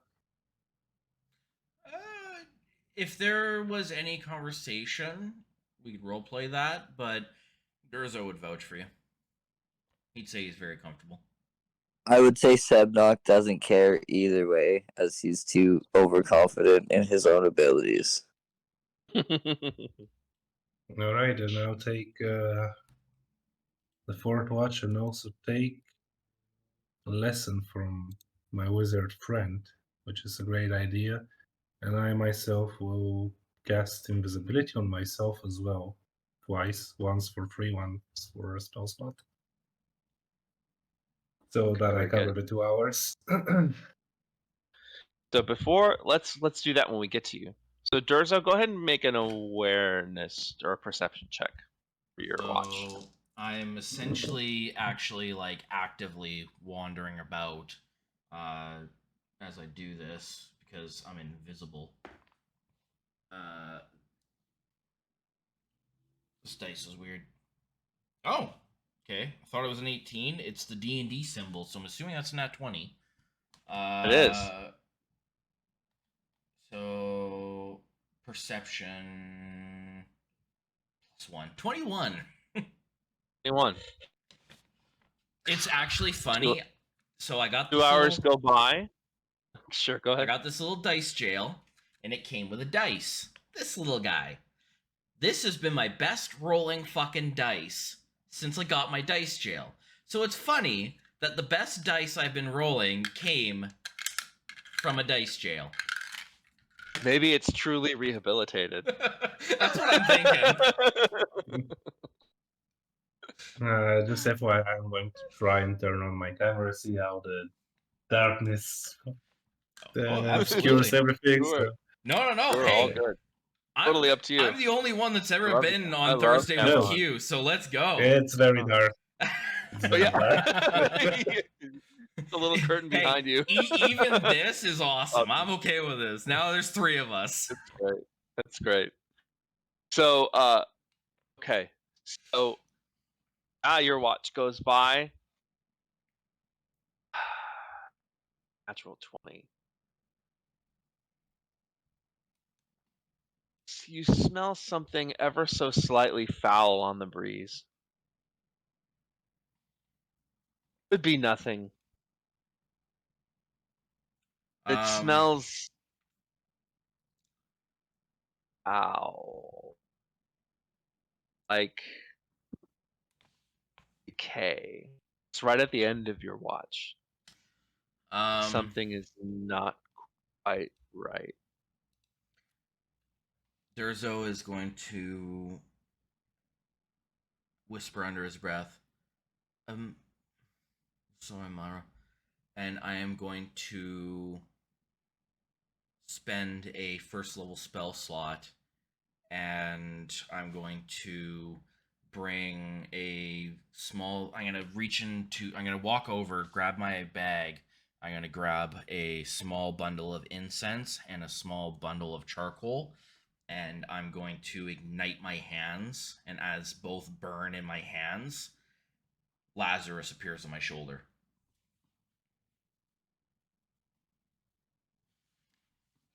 Camping, huh? That's great. Wonderful. How is she doing? She's fine. Very good. The other one's an asshole. You knew that. I Can did. you smell that? Perception check for Lazarus. Oh shit! I didn't even think about that. Raven 5e. He. I don't think it has dark vision.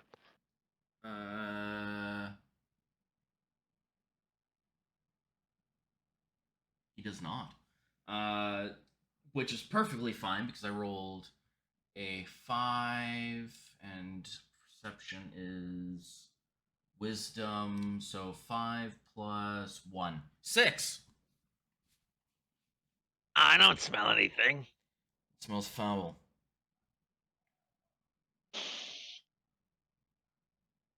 I don't smell anything. You know, You may be in the form of a bird at the moment, but anyways, I'm a little uneasy. Would you mind doing a quick fly around about, I don't know, 50 feet away? You got it. Apology. Flies up. And as he starts leaving, he hears in his head, apologies if you die. I'll bring you back. A plap. A plap. Flies around. Comes back. I don't see anything. I'm gonna walk over to Tharazor with him on my shoulder. I'm gonna crouch down, put a hand on Tharazor, and give him a slight shake. Tharazor, I believe you're up for watch.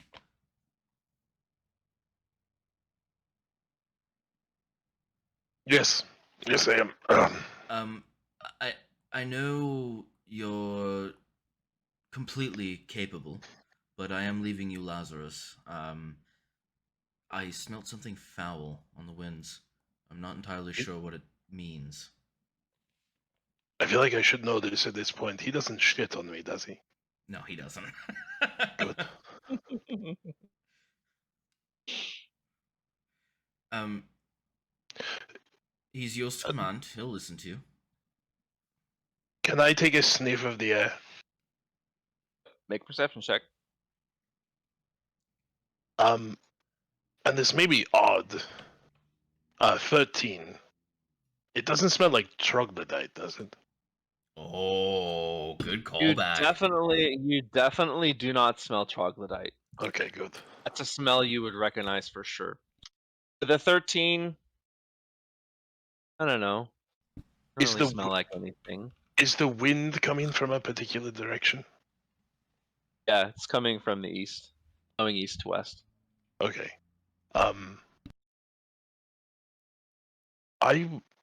I would like to. I'd actually like to see if I have one. I do have 10 torches. I would like to walk, let's say, 100 feet east. Do I run into anything? So walk about 100 feet east. If I don't run into anything, I would like to light a torch and stick it in the ground and then walk back the way I came. Let's see. Run into.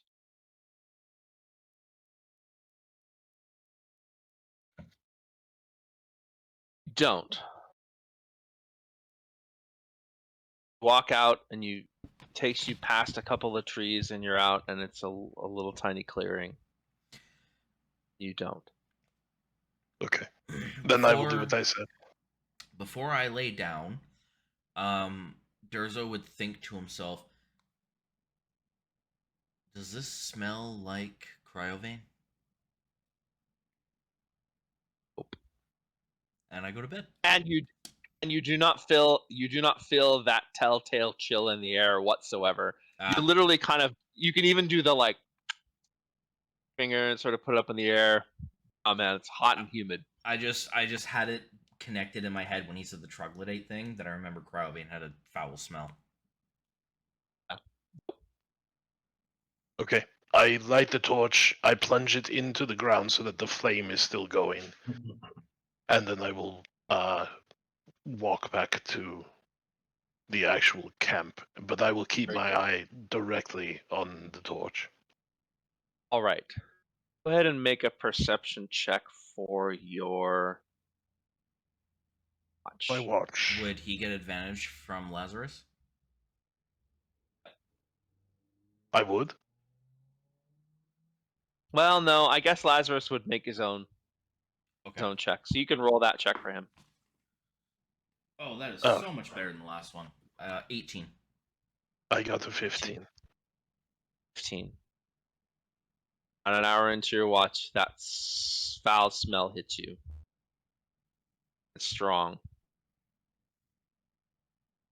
Right here, we're going to take our 5-minute break. I am going to put the map in the chat.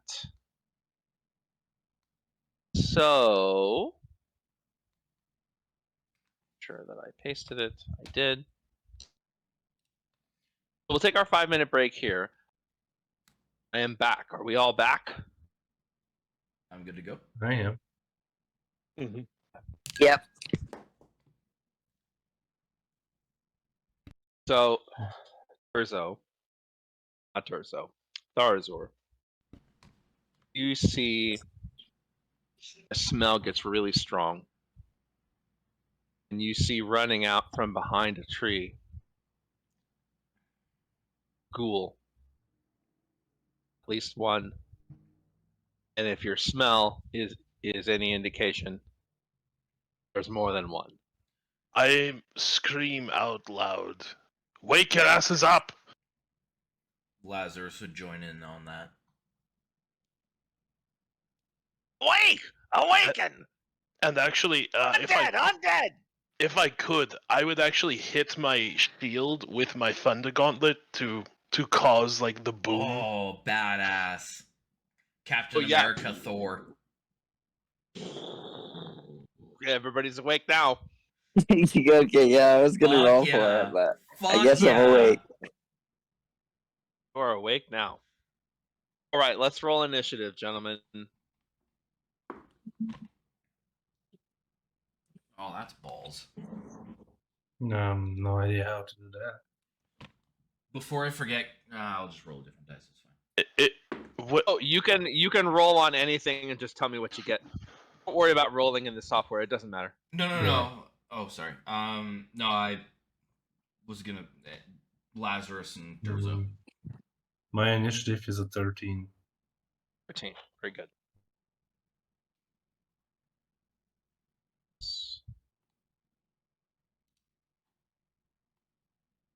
Sebnock. 10. What's your dex? What's your dex? 14. What's your dex? 16. 16. So, Durzo, Wolves.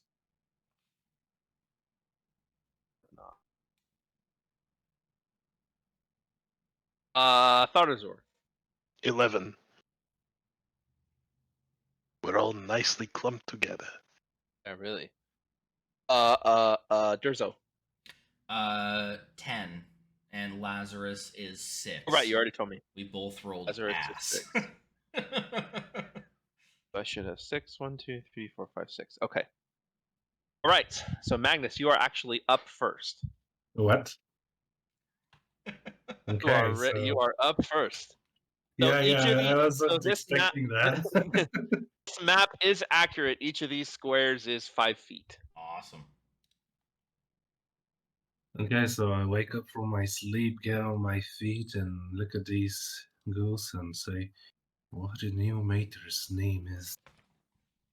And, I have stuff. Okay, so I will go ahead and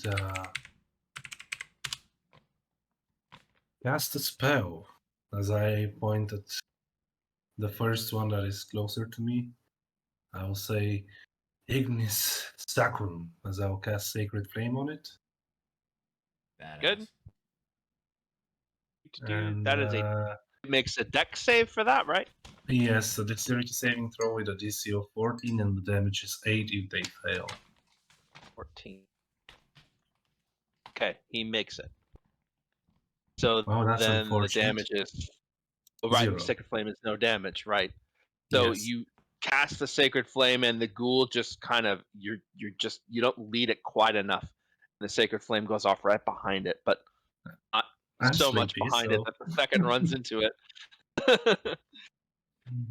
And I will make sure to take a step back, and it was Tarzor that was currently awake, right?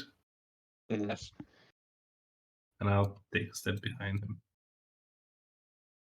That will be it for me. Okay, very good. Tharzor, your turn.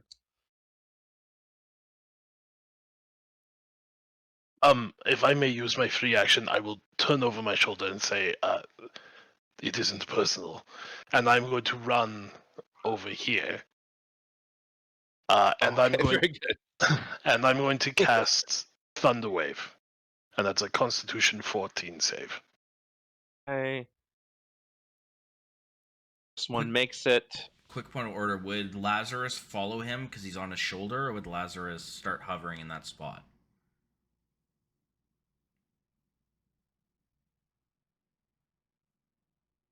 Thunderwave is 15 feet, right? It is. It's a cube. So you're also catch some ghouls that you cannot see. Oh. Interesting. So the first one makes it, the second one does not. Okay. The one does not. Fourth one does. Okay. The ones that saved take 5 thunder damage. The ones that did not save take 10 thunder damage and are pushed 15 feet away from me. So 2, 3. This one slams right into a tree. This one you can see now. Hopefully that one made it. This one you can see now. 3. And actually, from your angle, you would see this one as well. Okay. That one made the save. 12. Okay. All thunder wave damage accounted for. And I will activate the defensive field on my armor, which will give me, I believe, 3 temporary hit points, and that is my turn. Durzo, your turn.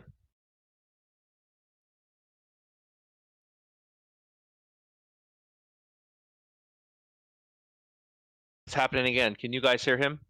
No. I can't hear him. I right was now. muted. I My cannot. bad. I was muted. That was my Okay. fault. Durzel's Okay. gonna wake up. Oh shit! I'm gonna jump up, and I'm gonna draw my scimitar. And as I do, the purple energy is going to start hazing over me, and I am going to dash. When I say dash, just use my movement. 5, 10, 15, 20, 25, 30, 35, and I'll take the opportunity attack from Ghoul 1.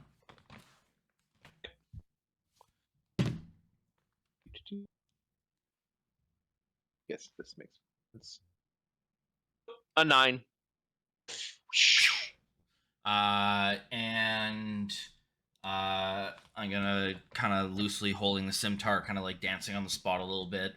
All right, well, I guess I did smell something, and I'm going to take a slash at ghoul number 2.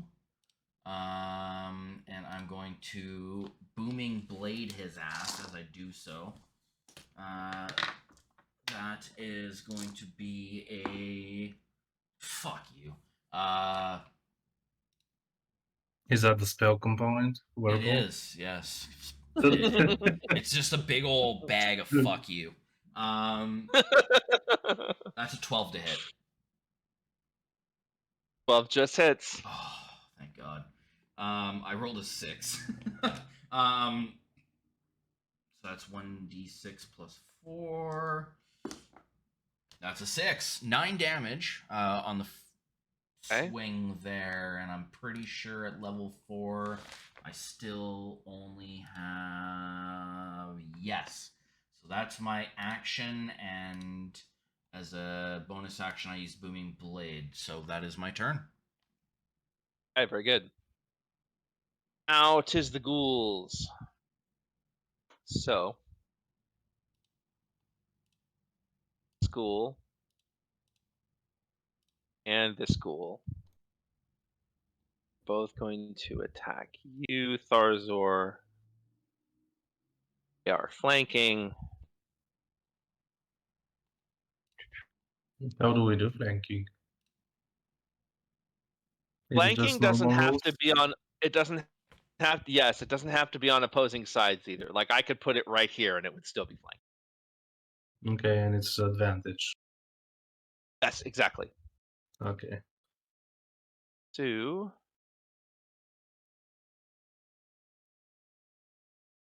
First one's 15. That Or misses. 15 doesn't. That misses pathetically. Yeah, I had a feeling. And the second one is 13, even more pathetically. The ghouls just like, and you don't even bother to dodge. You just shrug them off your armor. Mundo goes where he pleases. That new plate armor feels so good. These 3 ghouls are going to attack you. It's your Durzo. Okay. Oh. First one is 22. Shield.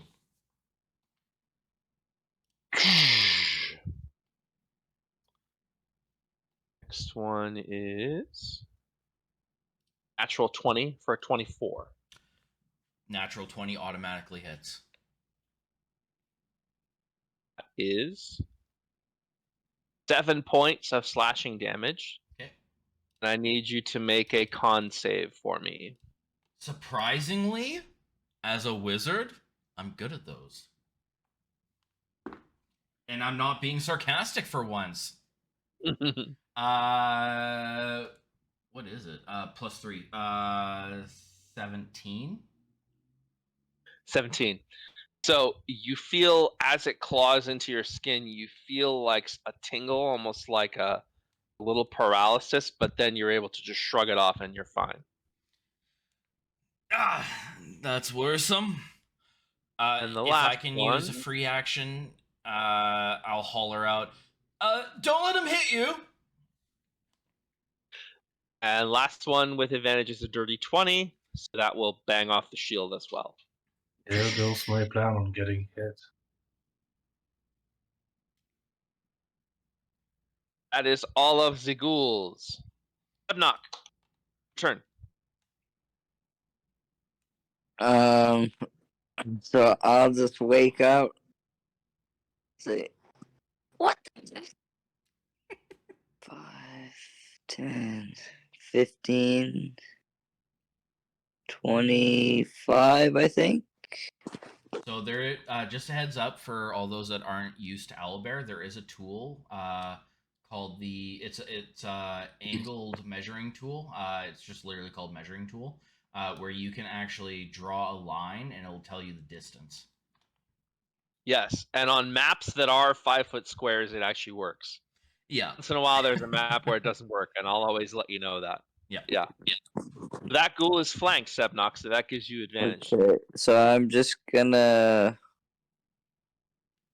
rage and see what I get for wild magic. So it's a 7.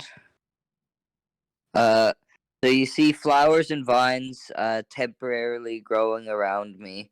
It looks like a bunch of ugly dead flowers and like vines kind of withering away.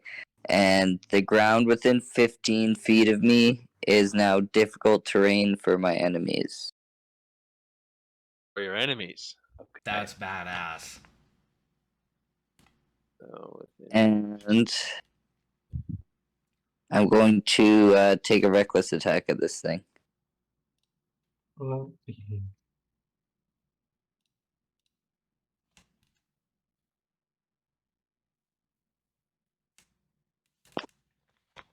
Oh, can you hear me? Yes. I can hear you. That's a 15 to hit. 15 hits. And this max damage for 18 slashing damage. Cleave! You cleave this sucker right through the collarbone, straight through what used to be a breastbone and through its rib cage, and it just falls down dead. Oh, awesome. So I'm just gonna say 1, and that's my turn. Good. Lazarus. Lazarus is going to fly forward. He's going to 5, 10, 15, 20, 25, 30. Double checking. Okay, perfect.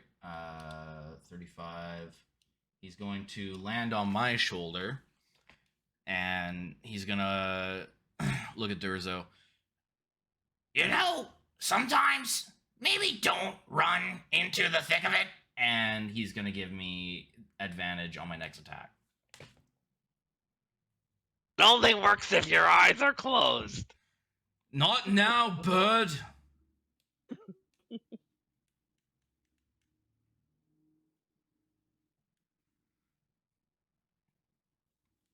And that is his turn. Okay, very good.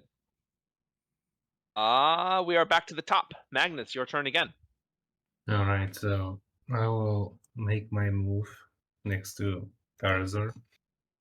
And I'll go ahead and cast a real spell this time.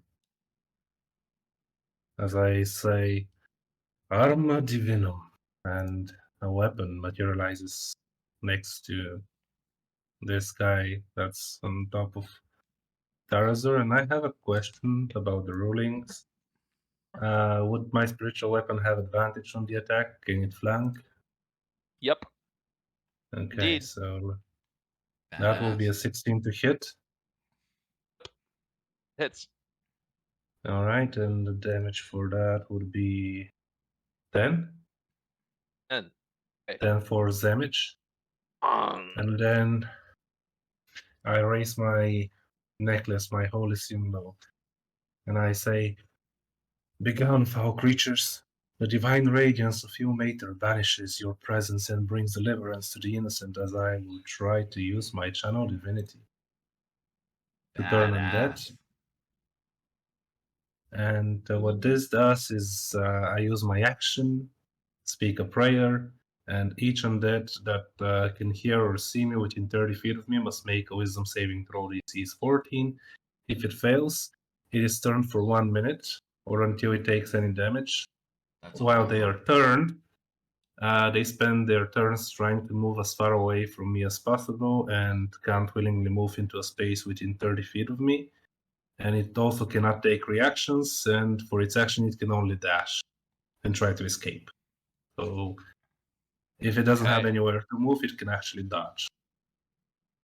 That's badass. That hits all of them. They're within 25 feet of you. And not a single one of them made the save. Badass. I rolled a 3, a 2, a 2, and a 3. Oh shit. They are turned indeed. So on their Alright, turn, they will do that. that will do it for me. Okay, very good. Artazor, you're up. Going right after Magnus, would I know about turning undead? Oh, you may just hit them, it's fine. A question I mean, I have is You're, due you to would see the ghoul go "Ugh," and look scared.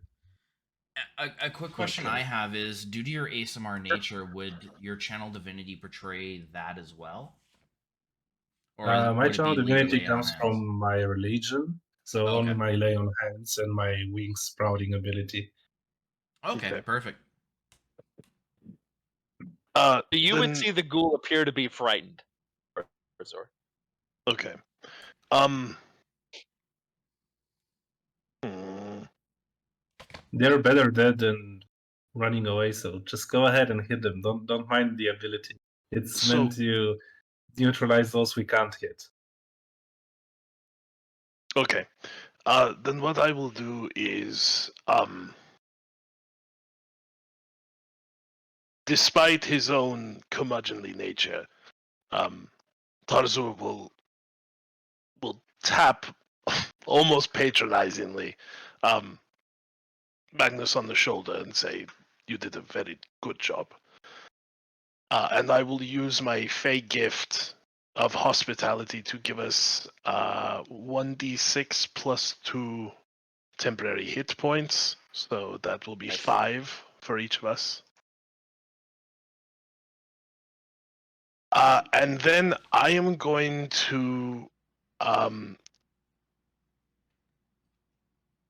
You will see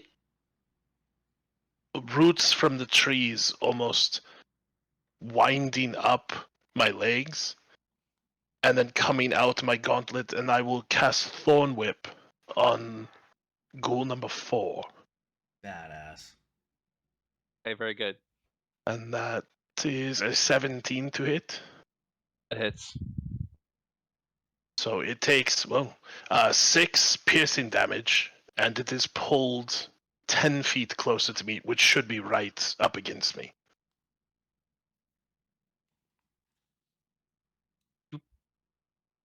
Yup. Yep. And that will be my turn. Okay. So, your turn.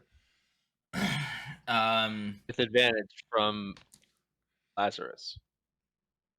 I'm gonna kind of almost like I'm dancing on the palms of my feet right now, and I'm holding the scimitar, and my left hand is just kind of like fingers wiggling. I'm looking at Ghoul 2, looking at Ghoul 3. Well, and I look behind me to Ghoul 4 that just got pulled away. And I'm going to, in that moment, just quickly put the scimitar away. I'm going to bring both hands out, and I'm going to holler out, Thorzo, I think you had the right idea, and I am going to cast Thunder Wave. Okay. That is a 13 con.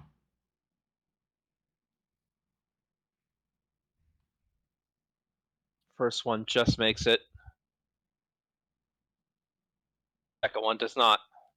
Okay, so I cast that at second level, and so that's going to be 3d8. That one, and that one. Okay, holy shit, okay. 8, plus 2 is 10, plus 7 is 17 points of thunder damage, and then the ones that saved is halved. It doesn't matter. You literally obliterate them both. And they just come, like the thunder wave hits them, and they literally, their skin just falls apart. They just collapse in a heap of rags and skin. Durzo's going to kind of shake his hands off a little bit. Tingles every time. He's gonna turn. He's gonna look. And I'm gonna use my movement to head over to get between or get behind Ghoul 4. Yeah, that's my turn. Okay. So, Ghoul 4 going to run away. That is going to cause. It's no longer believe- turned. Yeah, it's not. that damaged. Yes, exactly. Only Ghoul 5 is turned. Oh, gotcha. Okay. Ghoul 4 going to take a swing at you, Tharzor, which is not tactically wise, but ghouls are not smart. So it rolls a 10. Bong. I resist the 5 urge is to turn. spit on it. Well, 5 is going to run in this direction. Tharzor, you definitely get an opportunity attack. Does a spiritual weapon get an opportunity attack? No, but I do. Very good. That's I a Both do you have a can take Warhammer. your opportunity. dirty 20 from me 30-20. for 13 thunder damage. KO. I will try and hit it with a 13 with my Warhammer. It hits. That will be only 5 bludgeoning damage. Between the two of you, that's plenty. So the thunder damage hits it, and just as it's about to collapse, the warhammer smashes it, smites it to the ground. It is dead. I do want to say, I appreciate you have an actual image for your spiritual weapon. Mm-hmm. Yes. I will nice. send the zoomed in version over in Discord. Let's do that. So All right, Sebnok, finish us off. All right, so I am just gonna reckless attack this thing. Go for it, old man.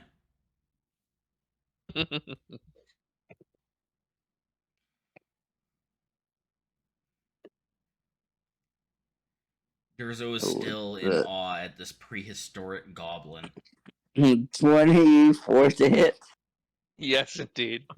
and that is also max damage. 18 Oh shit! Wow. Damn. slashing damage.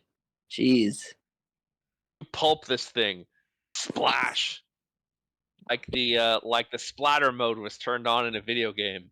It just- Barbarian to barbarian. Flag. Fuck, does it feel good to max hit?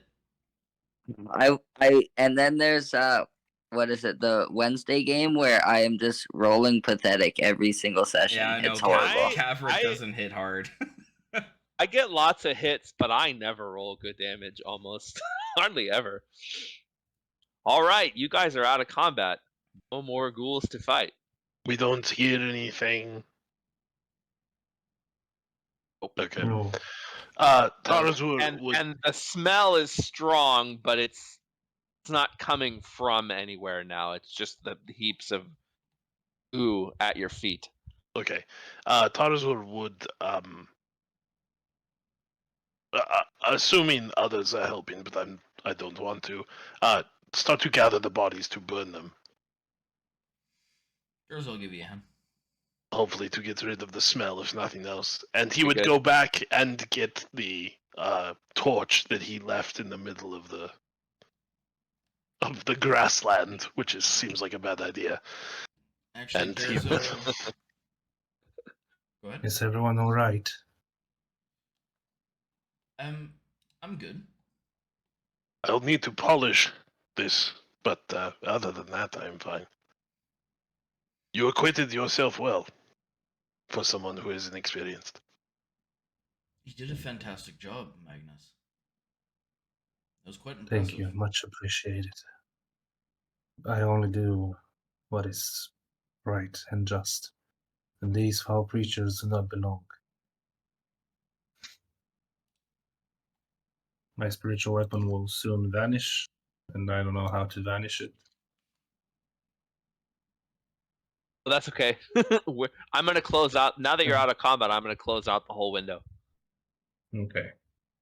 No need to worry about that. There we go. Out of curiosity, Levanta, what is the spiritual weapon? I just sent the picture over in Discord. It's supposed to be a mace. But anything in particular? I mean, it's pretty ornate. Mm-hmm. I mean, it's kind of have these little jewels linger, like chained to the head of it that are meant to be like tears, and the whole thematic of it is like to be like having tears all around it to be representing the crying god. That's awesome. So, yeah, that's the whole thing that I'm trying to bring out with it. And did I miss someone getting hit? Was it Durzo? It was. Urzo got hit for 7. Yeah, Mhm. he's playing it off. Did I see him getting hit? Yeah, you would have seen it. And You would have seen yeah, it. and he did holler out, "Make sure you don't get hit." Right. Okay, so I will approach him. Are you sure you're alright? This wound seems very foul. It does seem that way, yes, but fortunately for me, that I'm a little stronger of, and I hate to say it, it might be the elven blood coursing through me. I'm rather stout, so it's not a crippling blow in any way, and it isn't hindering me. Whatever foul disease or what have you they were trying to hit me with didn't go through, so it's not a big deal. Are you sure? A good rest will probably take care of it. If you insist, I won't say no, but I assure you, for the most part, I'm fine. This is normal for me. Very well. But if I see that it's still lingering in the morning, I'll take care of it. I appreciate it, And Magnus. I will go ahead and roll a deception check. Oh, so I'm Okay, very rolling. good. And that I'm is rolling insight. a 3 on my end.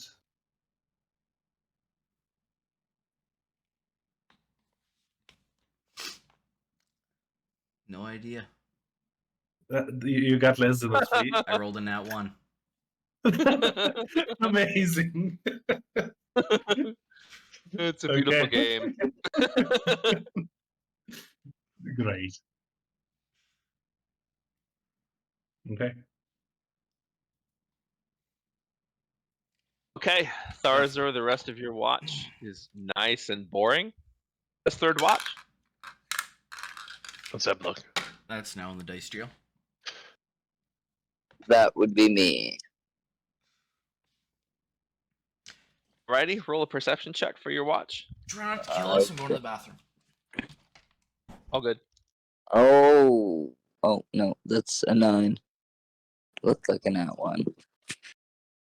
Would After have the fighting, advantage you have, from Lazarus, would you not? no, Lazarus makes his own roll. Ah, shit.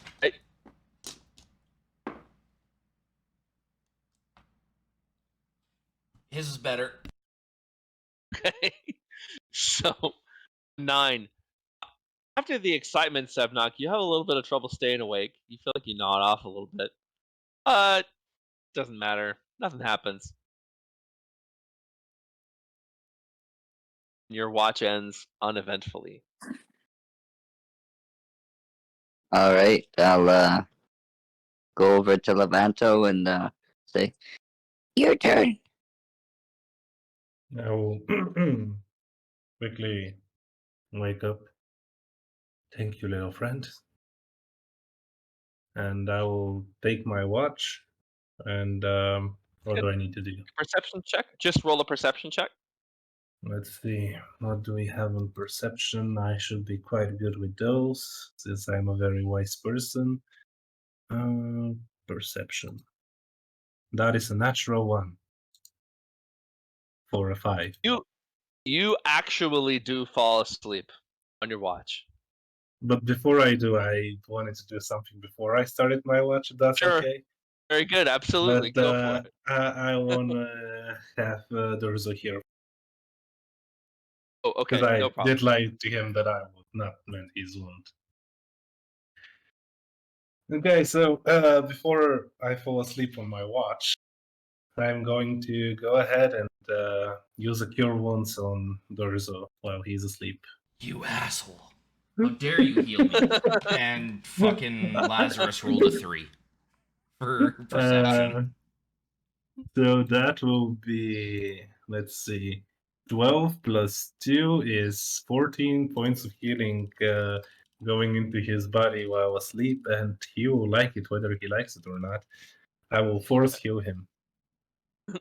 So, Magnus, heal him of the satisfaction of a job well done as you promptly fall asleep on your watch, snoring Okay, away. so I you guess I guys fall asleep next to him. So, Durzo, you wake up to this. There's this sort of snuffling coming from right above you, and you kind of open one eye. There's a lovely gentleman with his hair kind of hanging down, golden hair hanging down. Beautiful bastard. I'm gonna look at my arm. And I'm just gonna stare at it, seeing the closed wound. He said he brought healing. God damn it. I'm gonna get up and I'm gonna mentally communicate with Lazarus. Really? Seriously? Are you fucking kidding me? Am I kidding you about what? You didn't see it. You didn't do anything. I was trying to be about pride there. Oh, I'm sorry. Did you see it? Did you do something? I was asleep, asshole. Oh, you're lucky. Some of us never get any rest. Would you like a rest? I mean, I wouldn't say I need it exactly, but every once in a while, you know, a little time off. Very well, and I will snap my fingers and he'll go to his plane. Wait. Gone.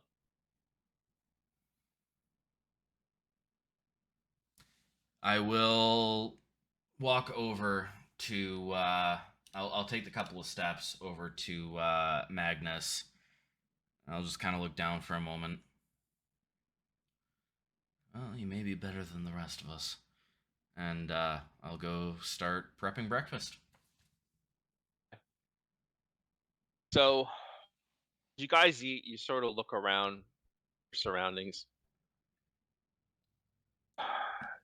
Rocks go up a little tiny bit into the nearest hill, and then they sort of peter out. And then it's mostly scrub up on the hill. So the trail seems to end here. You can definitely go up and check to see if there are footprints up at the top that lead somewhere. I will do so. Very good. Make a survival check.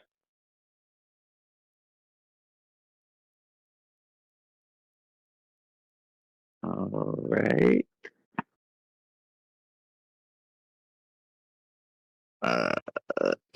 17. 17. There seem to be any tracks. Seem to be at a dead end. I'm just gonna turn around, look down at everyone. City it is. So What? There's nothing up here. It leads nowhere. No tracks. For fuck's sakes. I'll snap my fingers and Lazarus appears on my shoulder. oh, I see. I see. Nice long break. It'll be longer, I promise. I'm sorry. Would you mind going? We have. How long have I known you? 12 years? Oh, long time. You know I'm true to my word. After a fashion. Fair enough. Would you mind flying about 200 feet in the air, see what you can see? You got it. Eyes up. Doesn't see anything in particular. One thing you do notice about these hills, be super easy to get lost in them. Hills are all very similar. They're of very similar heights. There are very few landmarks. It's mostly just scrub land and rock. 200 feet up. Maybe at the very, very, very edge of your vision to the east, you can see something that may be some sort of path through the hills. But this would be a really, really easy place to get lost and have a hell of a time finding your way out. And on that note, I would say, We're 10 days behind and I've never been here before, Durzo. I was just curious if Lazarus could, and at that point, Lazarus get within 100 feet and he can communicate with me again through teleconation or telepathically communicate. Swims down and he sort of says in your mind, I mean, everything looks the same up here. There might be a road way east of here. Might be a road, the big road to the west. Big road to the west. Might be able to see something to the east. I think you might be right, Sebnok. This might be a fool's errand at this point. Thorazor, Magnus, what do you two think? Magnus is still asleep. Unless you wake him up. I'd have woken you up for breakfast. After I was done Okay. cooking. So as I wake up before that interaction, Liam, since we know we are chasing someone human-looking like, and I am still poor as a mouse, I would like to swap out one of my prepared spells. In the morning, I would like to swap out Augury and change it for Hold Person. That'd be fine. Okay. Sorry, what was that towards me again? Essentially, Durzo's tossing it to Magnus and Tharazor of what they think we should do in the situation. We should follow the tracks, and I'm sure, however treacherous this terrain may be, your mater will find a way to guide us. Unfortunately, there are no Problem tracks. is, yeah, tracks to follow. Well, then we should take the general direction and hope for the best. Tharazor, what are you thinking? We can see the main road from where we are. Yes.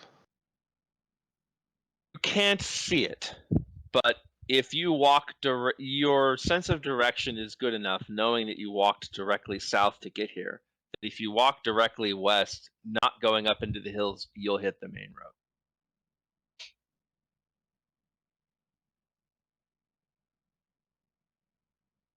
road. You call this a fool's errand, and I don't disagree, but it is the kind of errand that I would like to be a fool for. There's no disagreement here, Tharazor. That's why I entrusted you. Well, when I say that, I mean asked you for your advice. It's not advice. Words are hard. Among the four of us, I would like to think that we have enough brains to see this through.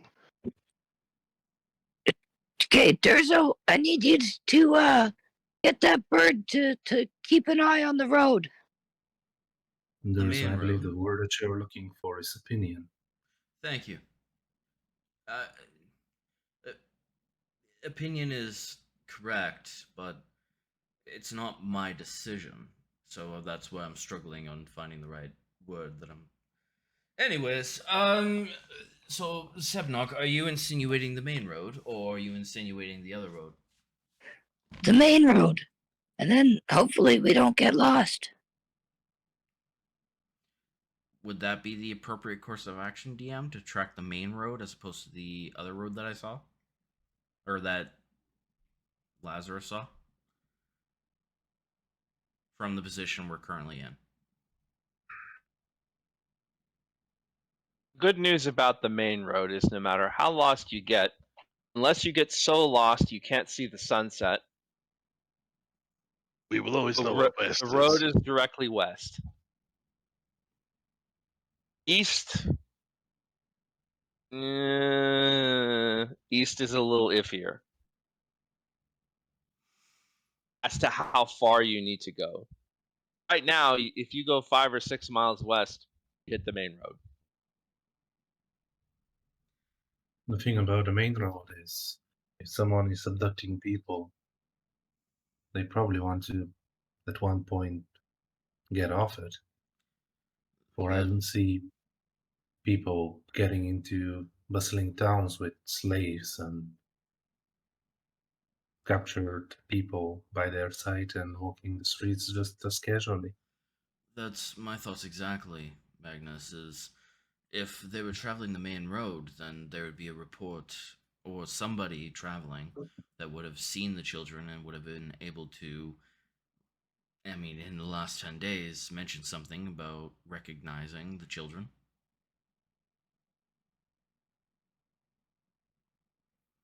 I feel Well, like east might be the correct path. You mean west? West is the main road, east is the secluded road. Oh, he's then maybe yes. treacherous. I believe it is the correct path to take. For suffering can be enhancing our endurance. East. That is my vote. I've trusted you, Tharzo, through everything, and you've never led me astray. I'm with you.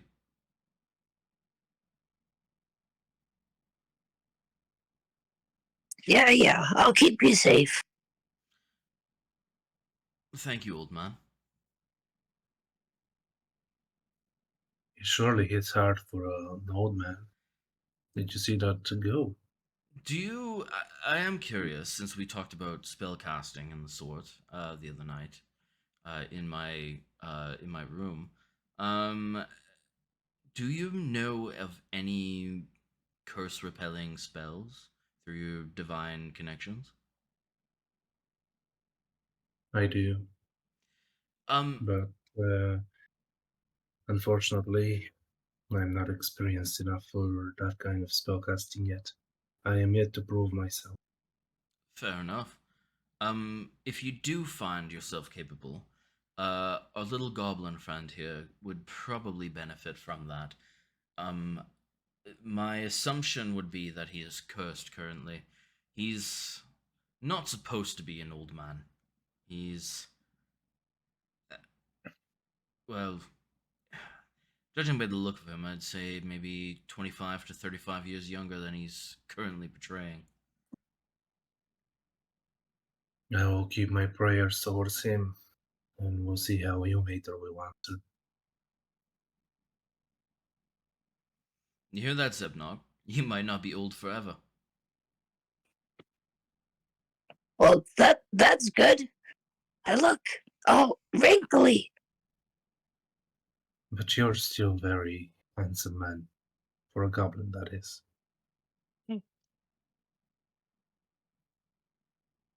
I don't think my friends would recognize me. I mean, it's been so long at this point, I think this is the only way I recognize you. Indie time is funny. Like it feels like it's been 4 weeks, but it's been like 3 days. I just It's turned been like red. 3 days. So east it is. Yes. Lazarus will fly 50 feet up in the air and 50 feet ahead to make up the 100 feet. Now, traveling directly east from here allows you to basically stay on the edge of the hills, having the hills constantly to your south the whole way. You want to travel up into the hills or just along sort of line of hills? I'm gonna keep jumping between me and Lazarus. Or no, I don't even need to do that. I'm just gonna keep an open connection with Lazarus, so he can continuously berate me on whether I stray off the path or not, and uh, keep us in line to connect with that road. Okay. So you guys walk east all day. Azarus eventually says, "Well, if you want to hit the road, you need to head into the hills a little. And do you see a Otherwise, problem we're with gonna that? hit Otherwise, we're gonna hit the road that we started on." which is not the long road, but the road where the farmers lived, just much further east. Are you insinuating we'll be closer to the town? Or are we past You'll be it? closer. No, you're traveling the opposite direction of the town we're going to. I mean, the town we just left, Lazarus. Oh, no, you'll just be on the road that left from that town. Road headed southeast. I didn't catch the name. I didn't either. It was a fault in the wind. West Bridge. Westbridge was the name of the town. And the road Oh, the Stone Road. That's it. The Stone Trail. That's it.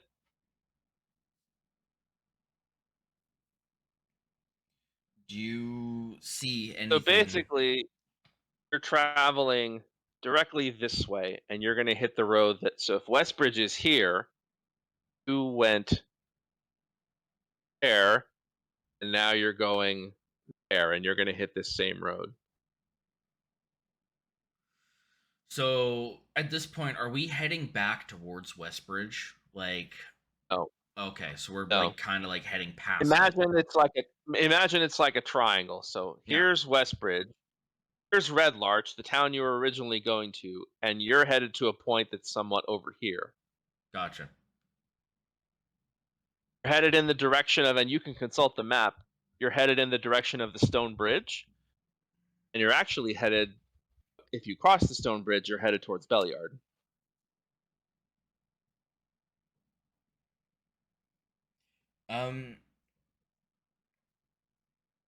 I will remind you, and you guys would have this top of mind, that you do sort of have an appointment in Red Larch, which you are currently hurtling away from.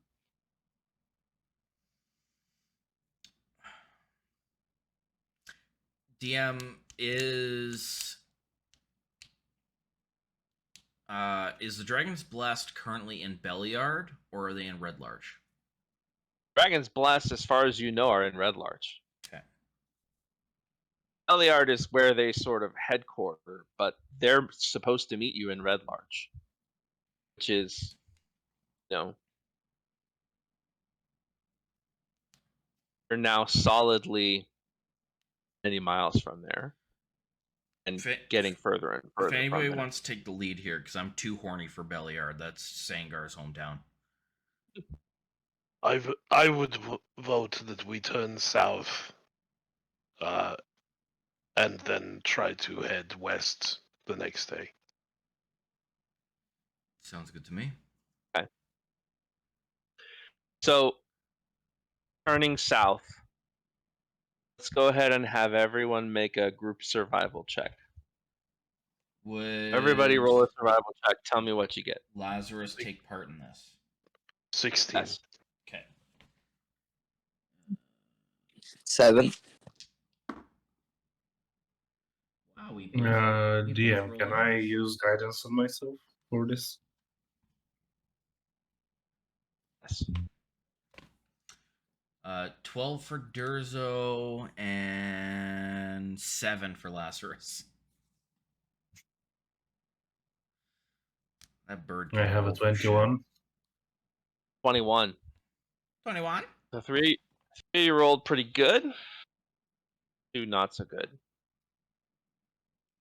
It takes you all the way until evening, but you do find a path that seems to be you find a road that is headed this direction. So it's not Stone Trail was headed in this direction. It's not that road. It's another road that crosses it. So you find yourselves here. If you travel southwest on this road, it will put you definitely toward Red Larch. Okay. So you find yourselves on the road, and it's now nighttime. It takes you a while to get through the hills. You make a couple wrong turns, but you do find yourself at the road.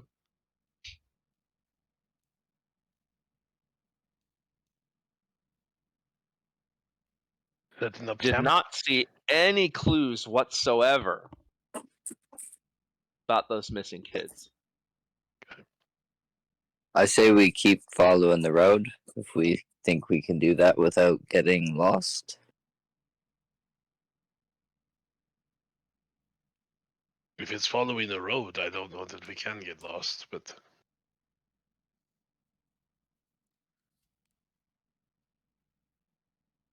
As it reaches night, Durs is gonna snap his fingers, and Lazarus goes back. Myra, No. He's Or- in his plane. back away. He's literally. There's you mentioned something about water gymnastics. I did, yes. Could it be that they have a way of traveling the plane? Maybe they could have adapted the children to another plane. They are of an ancestry of genies, based on whatever element that genie is based on, such as, stone genasi or water genasi, fire genasi. But to my knowledge, a genasi doesn't have the capabilities of plane shifting or teleporting unless they have found a connection to allow them to do so, or taught themselves at an extremely high level, much, much, much higher than myself, to be capable of doing such things. Or that there is a port or something that they are using. I did have a conversation with Galeris. She's the head of the Echoes at the moment. About a connection between Faerun and the Feywilds, and I do know that there are portals in different places. Other than that, I don't necessarily know how to tell if there was one nearby, and I also don't know if that extends to other planes. So to answer your There is question, magic. well, yeah. So to answer your question, I don't know. As far as I'm concerned, where there is magic, there is also a way to corrupt it. So perhaps if you say that somebody knows about this, maybe we should go ahead and ask them if they have detected any activity concerning portals or interplanar travel, or even if somebody has seen the kinds of these humanoids that you speak of. I mean, But it seems our current investigation out in the wild does not seem to be getting us any results. Perhaps getting some help from townsfolk that you may be familiar with may be the way to go. I agree with you in this sense. I don't believe that. I mean, in all honesty, I don't believe that I actually know that it's been Water Genasi that did this. There was more of a assumption and or a tickle in the back of my head of something that makes sense but doesn't make sense based on the information that we've gathered. Sometimes our instincts are the one should think we should follow. No, not mine. So far, you haven't been disappointing, so I put my trust in you. There's a reason I rely on Thorazor. I will say that.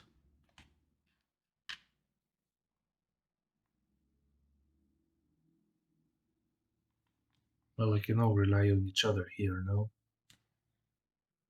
Completely true. Thorazor, yes. uh, could use a little bit of advice, my good friend. Yeah, who do I chop up? Uh, I'm assuming that Me is go not for it. the advice you wanted. uh, preferably not. No, Sebnok is going senile again. Um, what do you suggest in this moment would be the right course of action? Should we bed down for the night, camp out, or should we progress to the city and find a place and then start asking questions? Can we even remotely anticipate how far away we are? From Red Larch? Hmm. Oh. We can't gauge lights in the distance or anything like that. Oh, I mean, you veered way off course. You're at 50 miles. I would lean towards staying the night right now. We're not going to do anybody any good if we are all exhausted. Works for me.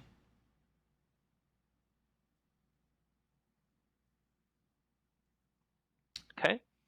In the interest of time and plot, you spend a uneventful night. Nobody sees anything on their watch. I spend 2 Nothing- hours studying. Nothing louder than a night call from a night bird. You guys wake up the next morning. So you can head southwest, which is be in the direction of Red Larch, or you can head northeast, which will take you to the Stone Trail. That would be, Just- again, northeast would be away from where you're meant to go. Southwest. Just a heads up, DM. I spent an hour and the 20 gold worth of parchment ink, and I learned comprehend languages. Okay, very good. And I am So- going to start reciting some prayers for our good goblin friend to eventually get some sort of spell and we level up. Just thematic stuff. So, traveling southwest. Yes. So you travel all day long. About 11 o'clock, there's a fork in the road. You can continue southwest. The fork takes you southeast. Southeast fork basically says to the river. But good news is the road you're on, traveling southwest, is called the Larch Path. Theoretically speaking, then, you should run right into Red Larch eventually if you just stay on the path. Continue southwest. Sounds good You to guys me. travel all day. We are on horse. Yes, you are on horse. Travel all day.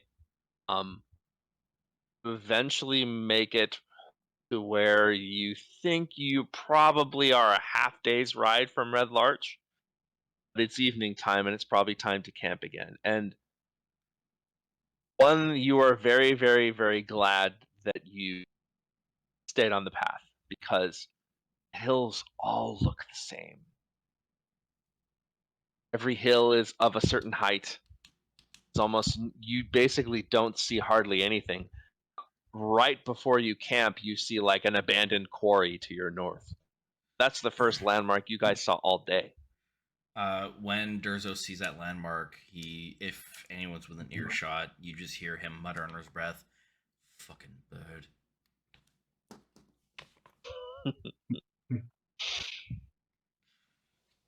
Could it be that this place is enchanted and concealing something?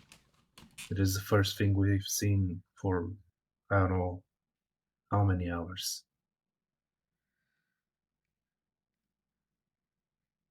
Could it be that we are under some sort of illusion that is changing the terrain? Would checking the map and based on the progression we've made, would that be an idea that makes sense to me?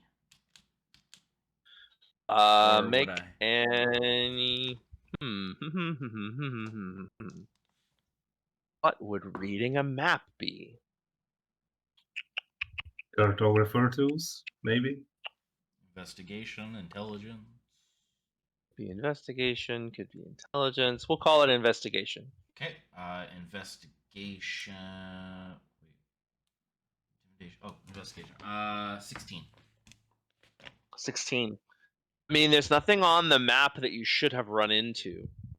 based on the map, what you're walking through basically is walking through hills, and there really isn't any reason for anybody to live here. It's not good farmland. It's not flat.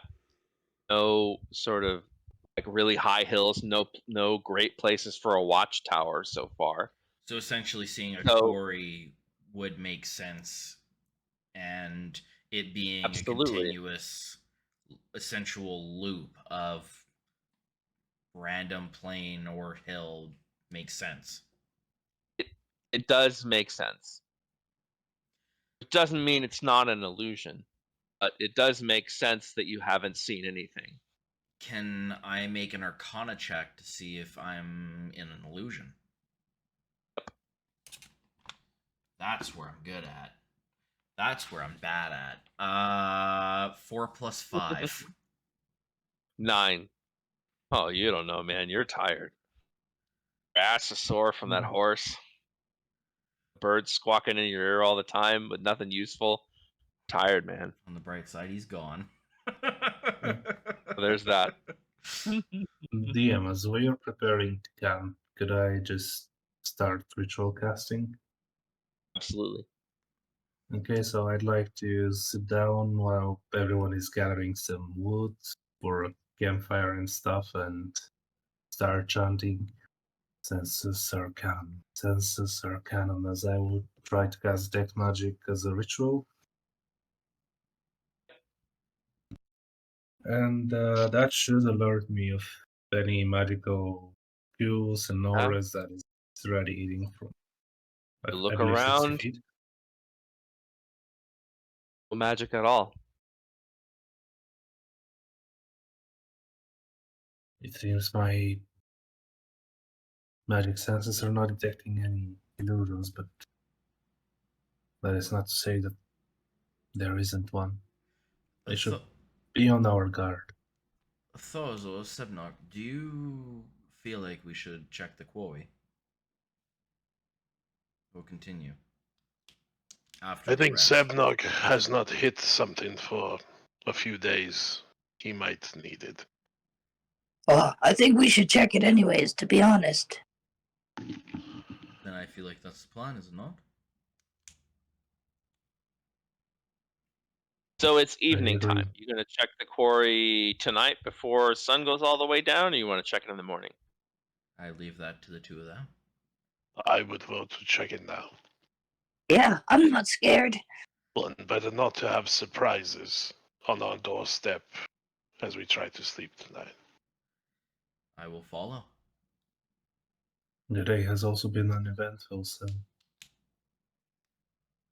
we will have our strength gather up.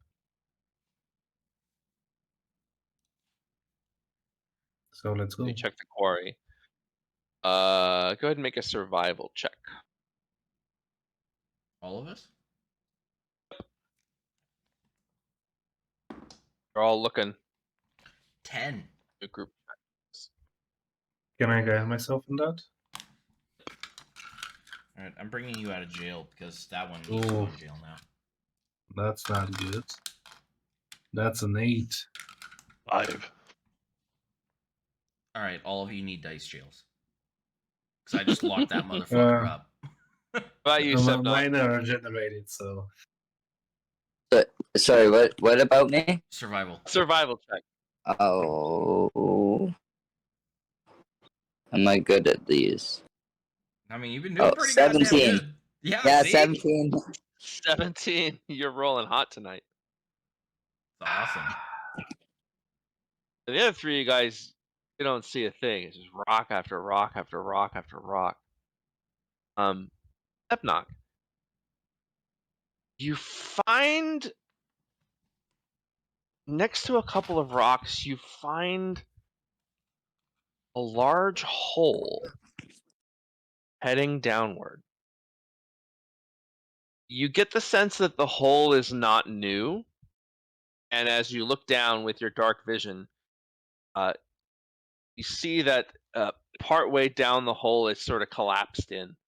You can actually see the bottom of the hole. It's probably only about 20 or 30 feet deep. But a big, big, big creature made this hole at some point. Can I tell if it looks recently trafficked for some reason? You can tell that it is not. But Okay. it's an interest. It's not a clue. It's not a hint about where these kids Yeah. went. But it is something like, oh man, So I'm gonna say, big freaking monster who came through there at some point. yeah. Something big is around here. Are you afraid? I'm having Squad A flashbacks right now. You don't think it's a dragon, do you? I don't know of any dragon that burrows. That would be the chromatic sword.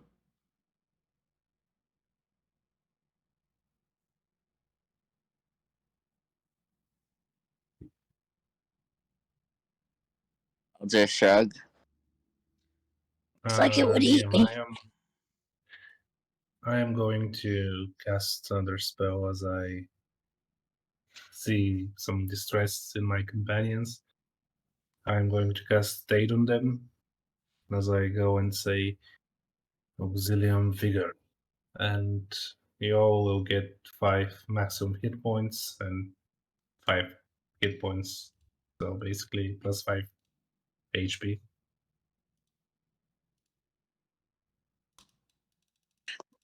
I'm just gonna start flexing my muscles. Um, is this with our time, or should we carry on? Sebnog, It's did up. you see traces of the children? Nope, just a big hole. Something bad's in here, or it used to be. But probably no kids, Thozor, unless it ate them. Yes. do you want to weigh in on this? I cannot tell how old this might have been. It could be that we're picking at rocks with nothing to find. And what would you recommend in this moment? I know what I would do. What is the size of the hole, Q? It's big. It's probably 25 feet across in diameter.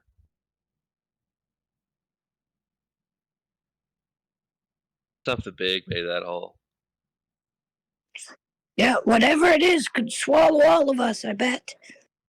Oh, it will. On top of that, I wouldn't even know where to begin. Would we dig? I do not feel in the mood for digging. The idea is running through my mind is get to Red Lodge. That is as good an idea as any, but we probably need to make camp tonight. Agreed. I just feel like it would be needless for us to delve down into this hole. I would agree. Then back to the road and make camp. I'm with you. Magnus? Oh, I just wanted to say something, but I don't want to change your mind, really. If you have an No. idea to share, you're more than welcome to. It's not really an idea, it's more like an ideal. Where you see, I have been serving in the temple of Filmator for quite a few years now. And it was in a dream that he came to me and told me that I should go and look for the source of the problems instead of trying to fix the symptoms of them. For people suffering is the one thing that I try to get rid of this world. So, if you ask me, I would check for any potential danger to the people of the land. But if you guys don't feel like this is a great idea, I am willing to follow. For I would have gotten any sign perhaps it was my duty to go deep down into that hole.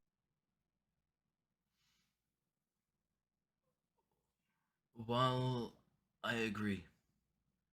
I can't deny that I don't disagree with your logic. We have been tasked with a very serious motion that's currently sweeping across all of Faerun. The Harpers, the Lord's Alliance, and the Keepers of the Druidic Circles and others are backing the progress that we are currently trying to create. We were pulled off our original design to carry forward with our plans at the moment.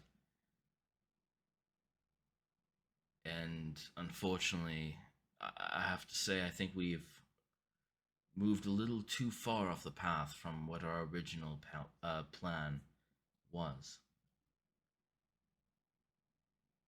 Very well then, camping it is. Well, we're gonna come back and kill a dragon. We might as well just add this to the list. Might as well, yes. Do that. All right, let's do that group perception check again. Camping overnight. Fuck off. 11. 8. I'm rolling so bad tonight. 8. I got a 10. A 10.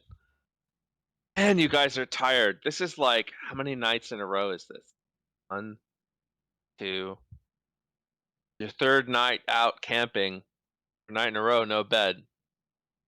Not used to that. And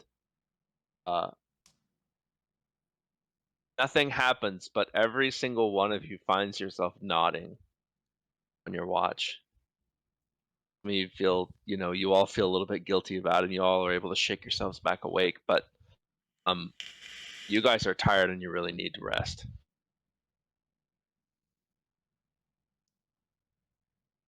But you're probably only, when you wake up in the morning, not particularly refreshed, a little bit discouraged. You've followed this trail, and it's the last 2 days of riding have been kind of depressing. But you are heartened by the idea that you're only about probably be in Red Larch by noon.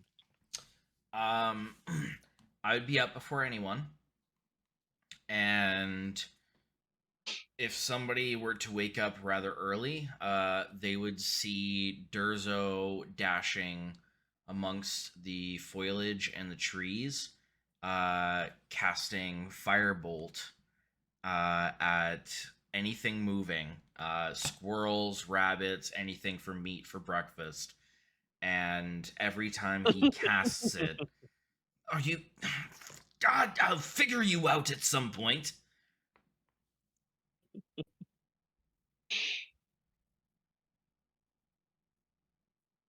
So you breakfast on the rabbit, squirrel, and a nice fat quail that you managed to zap. Fuck yeah.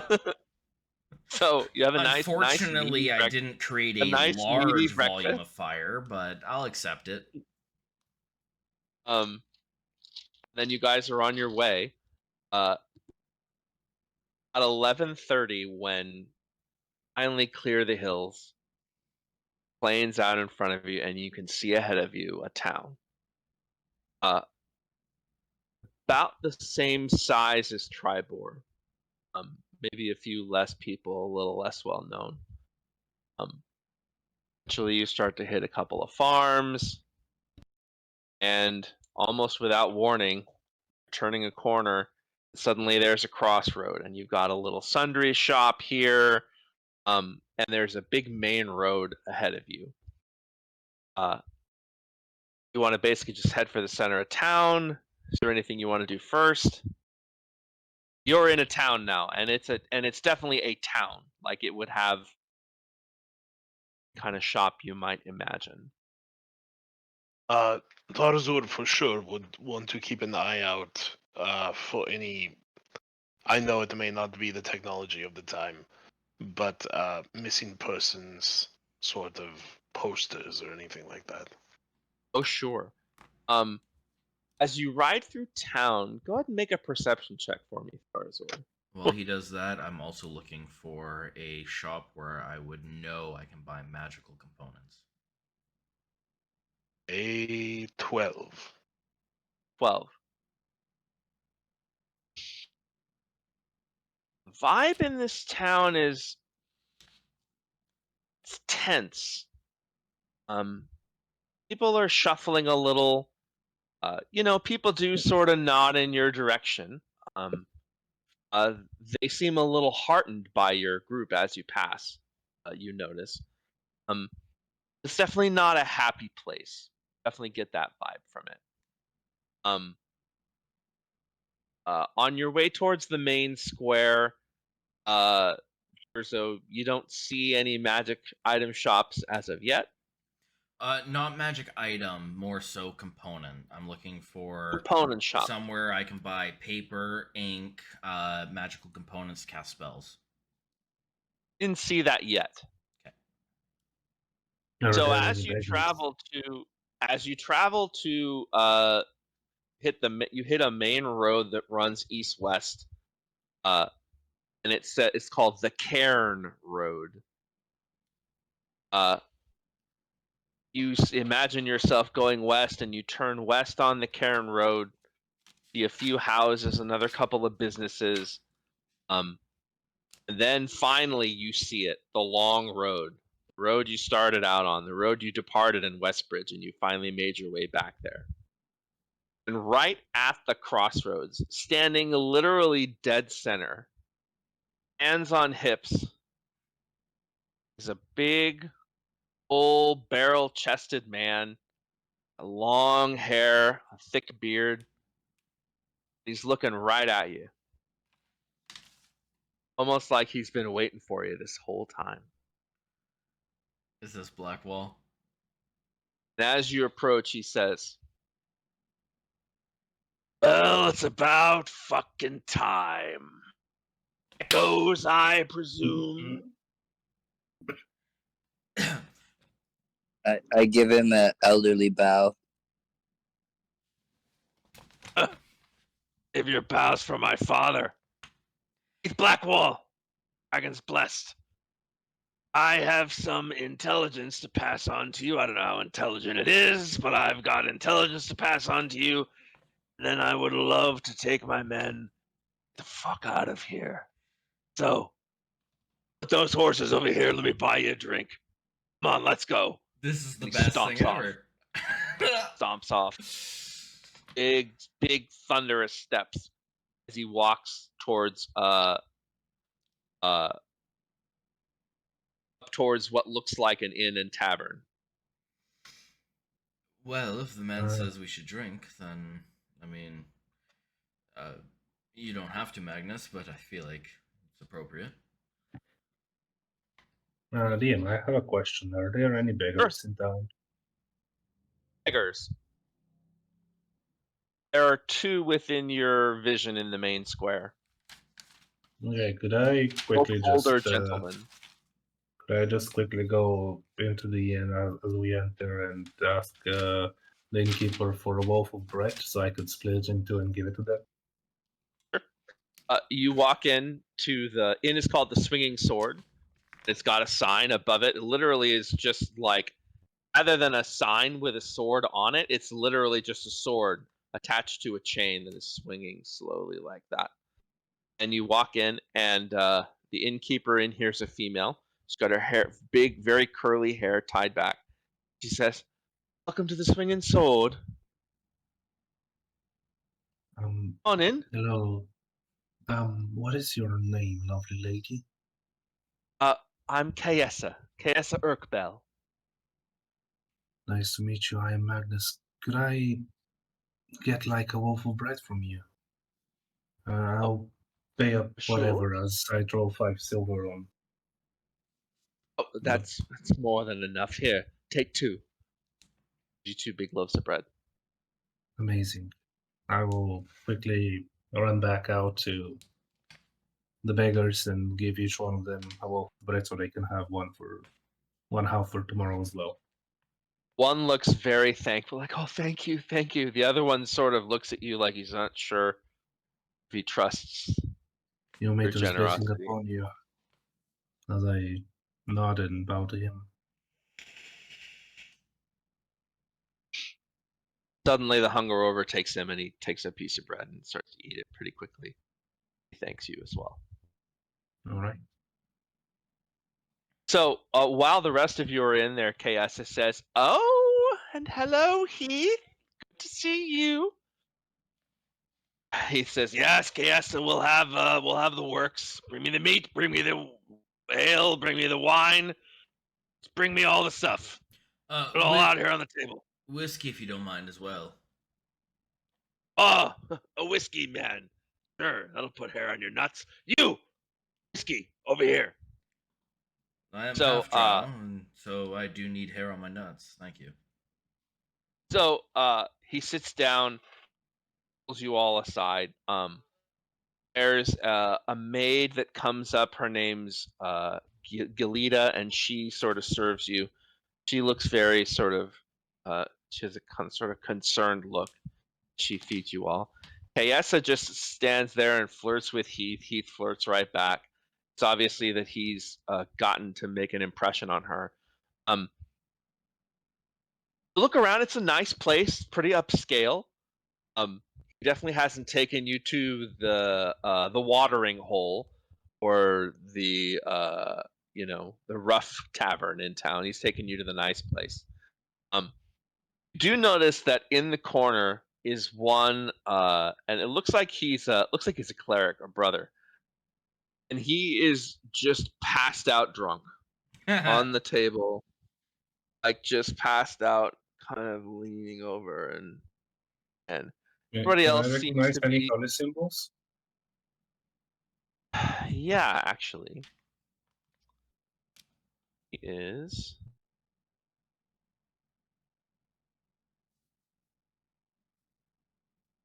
Yeah, you notice he's got the hanging off of his neck is the sun, which would indicate that he is a priest of Lathander. Oh, the Morning Lord. Okay. And you also notice from the ears he's either an elf or a half elf. You can't tell which from here when he sits up. Okay. So eventually Kaelessa brings you the stuff, and Heath leans forward and he puts his hands on the table and he says, "All right, but the long version or the short one? I get paid the same either way." Actually, I do have a question. Oh, okay. Uh, out of curiosity, Mr. Blackwall, one of the guild masters that the Echoes serve is, I believe you know him as Sangar the Behemoth. Sangar. Oh, Behemoth he is indeed. Sangar the Behemoth. Tell that son of a motherless goat the next time I see him, he better give me a hug. Tell him if I don't get a hug, I'm gonna punch him right in his ugly face. This is so great.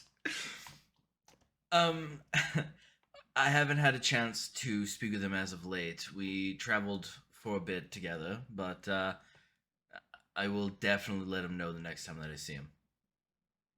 Remember, son of a motherless goat. Motherless. That's very important. Son of a motherless goat. That's right. new Write one for that me. down. Get that down. Oh, trust me, I am. Yeah, remind me, Durzo. I want to tell him. Very well. You tell him. Tell him. Give him a kick in the shin for me too. Is that how you normally greet each other? Oh. Yeah.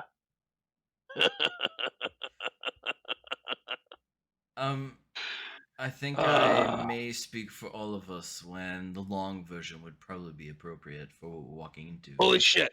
Okay, the long version. Well, Here it is. Got here probably 10, 12 days ago, and nobody trusted us. Trusted anybody. Seemed like there was just weird in town. We asked around, didn't get shit. So we decided we would just build some trust, some jobs, missions, find out some stuff, get on some people's good side.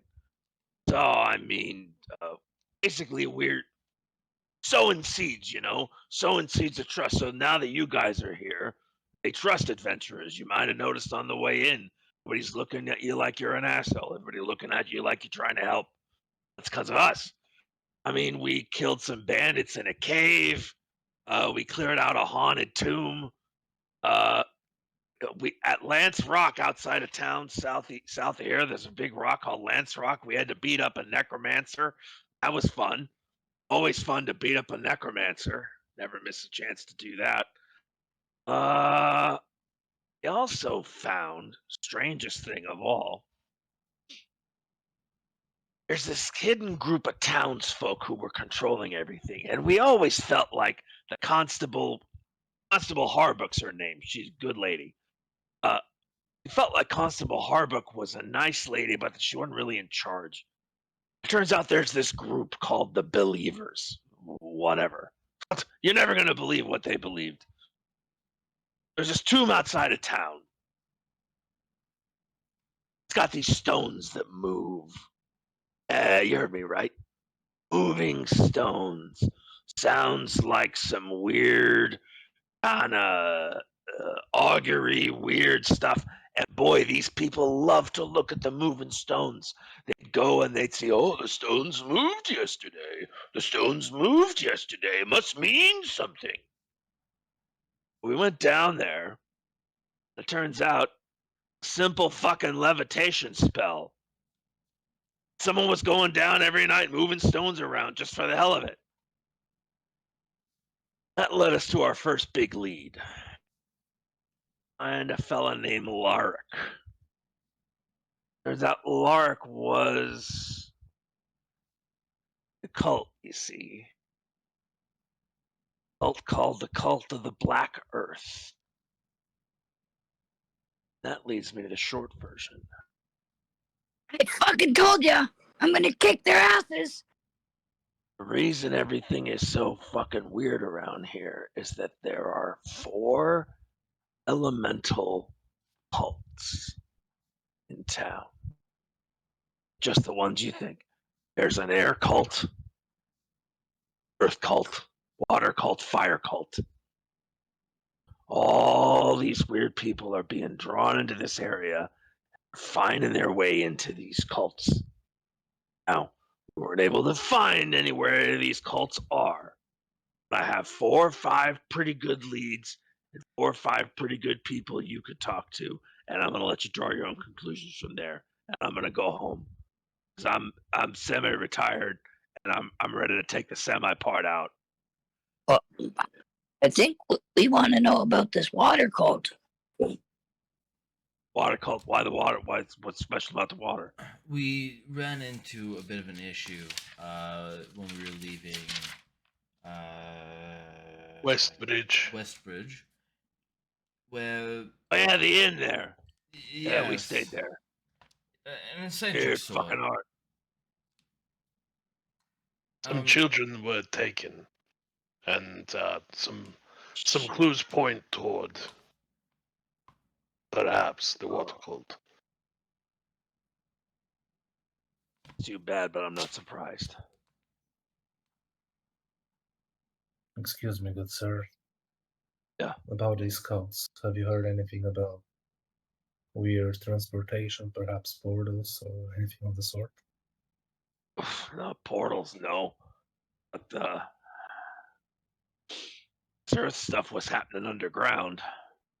That's where those moving stones were, in a tomb underground. Those tunnels were made by something, I don't know what. There's the river What about runs right through trinkets? the east side of the hills. Say again? What about trinkets? Did you find any trinkets that may be interesting, something magical? Yeah. Not magical, but on a bunch of weird symbols. Starts drawing them out on a sheet of paper. He's like, wizard, give me some paper. Um, here you go. Just one. Thank you. I need ink. This is very expensive. Just try not to use too much. Yeah. Just give me the ink. Here you go. Jesus. Starts drawing symbols. Comes up with 4 of them, and he says, I don't know which symbol goes to which. These 4 symbols we've been seeing around stamped on a crate or two. I've never seen any of these weird symbols in my entire life. The trinkets? No, not necessarily. Nothing magical, not as far as we know. He isn't much of a sorcerer, but there is a sorcerer in the Dragon's Blessed, and he didn't come up with anything. Useless piece of garbage. Anyway, so Well, you I have do. been seeing these symbols sort of around, if that makes sense. You do realize that sorcerers are privileged.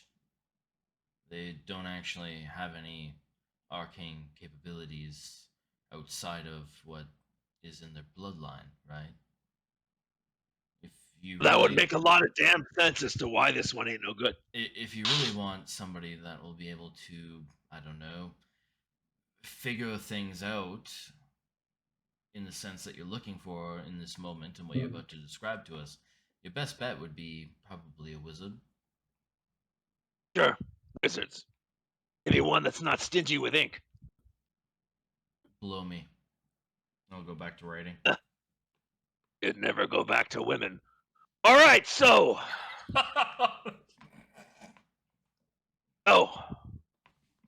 Short version is elemental cults. 4 of them. Ready to write down some leads? Always. I got to tell you, I never get tired of looking at KS, but just about everything else in this town, I'm real tired of looking at. All right, here's who you want to talk to. See that drunken bag of potatoes in the corner? Lathander guy. You want to talk to that guy? You know, wake him up. You know, do what you do. Offer him a cup of ale. He'll tell you whatever you want. To talk to that guy. Across the street, there's a tavern. Ain't so nice as this one. Called the Helm at High Sun. Likely to find a bunch of caravan drivers, more working class type folk in there. Ask around. You guys are here. I mean, the whole reason we're here is this missing caravan, right? And you guys, it's been so long, right? Above table. There's a caravan that's gone missing, which is sort of the whole reason the Lord's Alliance has sent people. You know, weird people walking around is one thing, but a missing group of Harpers and Emerald Enclave and Lord's Alliance people is a whole nother. Yep. So he said, you're going to find a bunch of caravan people. There you go. You got there. See, north of there, next door, you're going to find a couple of brothers called Thilorn Safe Journeys. They make wagon parts, stuff for caravanning. It's like Tribor is like a big caravan town. There's 2 brothers, one short and thick, one tall and skinny. The tall, skinny one, not so bright. The short, thick one, sharp. Want to talk to the short, thick one.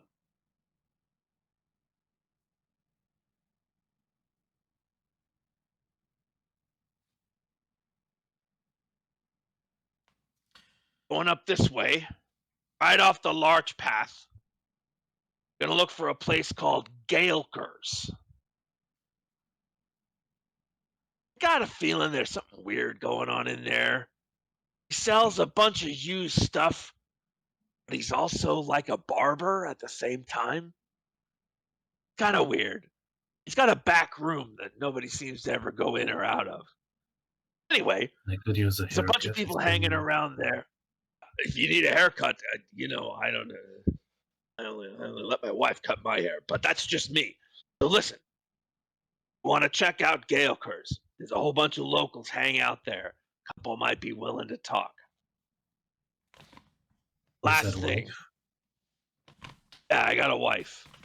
and you're flirting with the barmaid? Look, just because I'm on a diet doesn't mean I can't at least look at the menu. Right? You know, I don't order the steak because I got cholesterol. I order the frickin' grilled chicken. But I could look at the steak, and I could look at the potatoes, and the butter melted on them. All the good stuff. Uh, And then don't go back and eat my grilled chicken.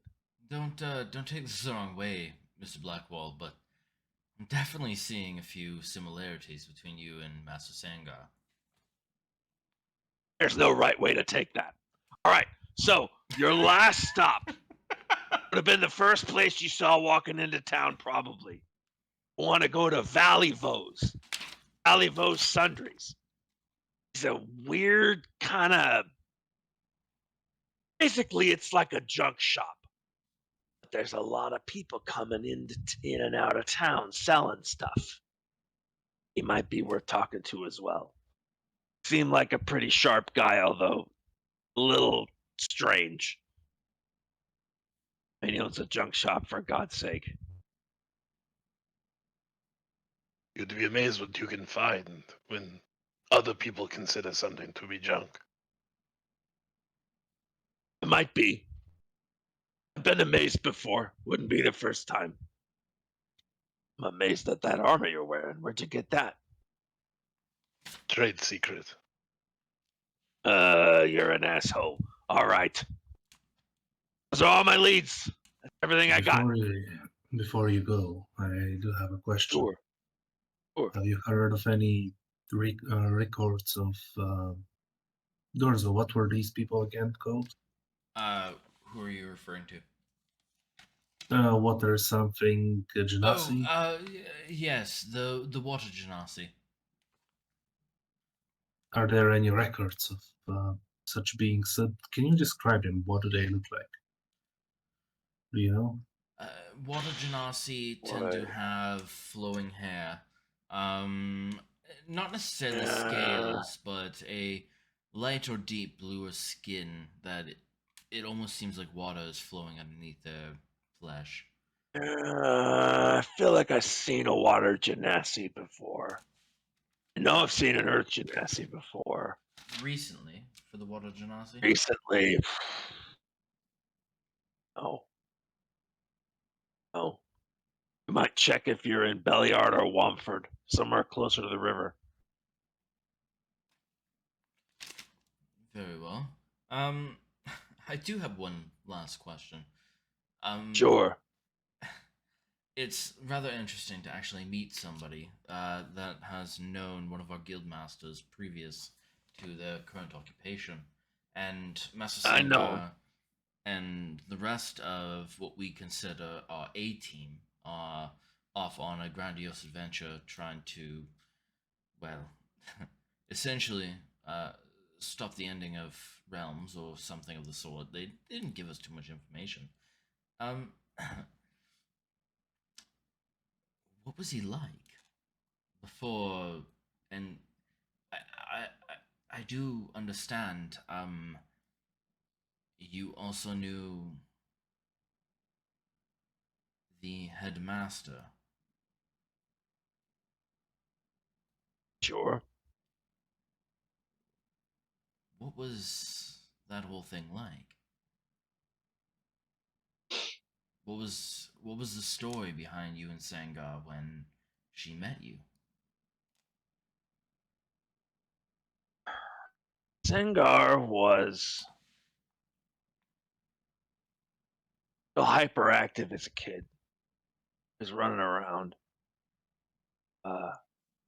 He's one of those kids that had a great energy and a good heart, but he was shit at school. Just couldn't focus enough.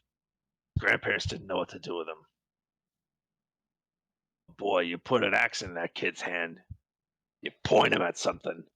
You tell him, go get that. chopped down that tree. Shit. Sengar must have chopped down his first tree 7, 8-year-old. He was a good and loyal kid. I imagine he turned into a good and loyal adult as well. I expect. The headmaster. You talking about? You talking about Galeris? That I am, yes. She's an odd duck. Always was. She always seemed to be. What'd you put it? You know, some people know who they are. I don't mean everybody knows their name and shit. I don't mean like that, but Sengar knows who he is. He knows who he is. He knows who he isn't. There's no bullshit. I just felt like Galeris never really knew who she was. She'd try on different stuff. Leader, follower, magic, melee, teacher, student. Nothing wrong with that exactly. But I don't think she ever really figured it out. Maybe she has now. I haven't seen her in years. She had never really figured out who she was. Mr. Blackwell, you've been rather insightful, and I appreciate your insight to our guild masters. Sure. I thank you. Thorzo, Sebnok, Magnus, do you have any questions? I think it's time to get a haircut. Oh, that as well. I've been traveling on the road for 3 days. I need to get a shave. Sure. Ask around while you're there. Talk to people. That'd be my best advice. Meet someone here, talk to them. You're good people, salt of the earth people. Roots go deep here. People been in this village a long time. People been in this valley for a long time. They're tough people. I think they'll trust you now that, now that they've met me. They'll know I vouch for you. Letting me know you were coming. We will try to do right by them. Mr. Blackwell, it has been an absolute honor to meet you. Yeah. You too. I mean, kinda. We'll see how you do. All right. I think that's us for tonight. Oh, I've been waiting for this forever. I've been waiting for this forever. I wanted Sengar hand to meet, but this is so good either way. Oh god, I wanted to meet him so bad. There's many days left. Oh, Many Thursdays left. so good, so good. All right. Thank you, everybody. So the way we roll Levanto is that so next week we'll play the other squad, Squad A. Different adventure, different people, different everything. That's a level 6 character. Week after that, we're back to this, and we'll pick up right here where we left off. Gotcha. I'm working on my guy who is totally course. different from. I have to say it was a Magnus. very interesting experience. It's midnight here. It's a very interesting experience watching the sun come up behind you. Yeah. It's very funny.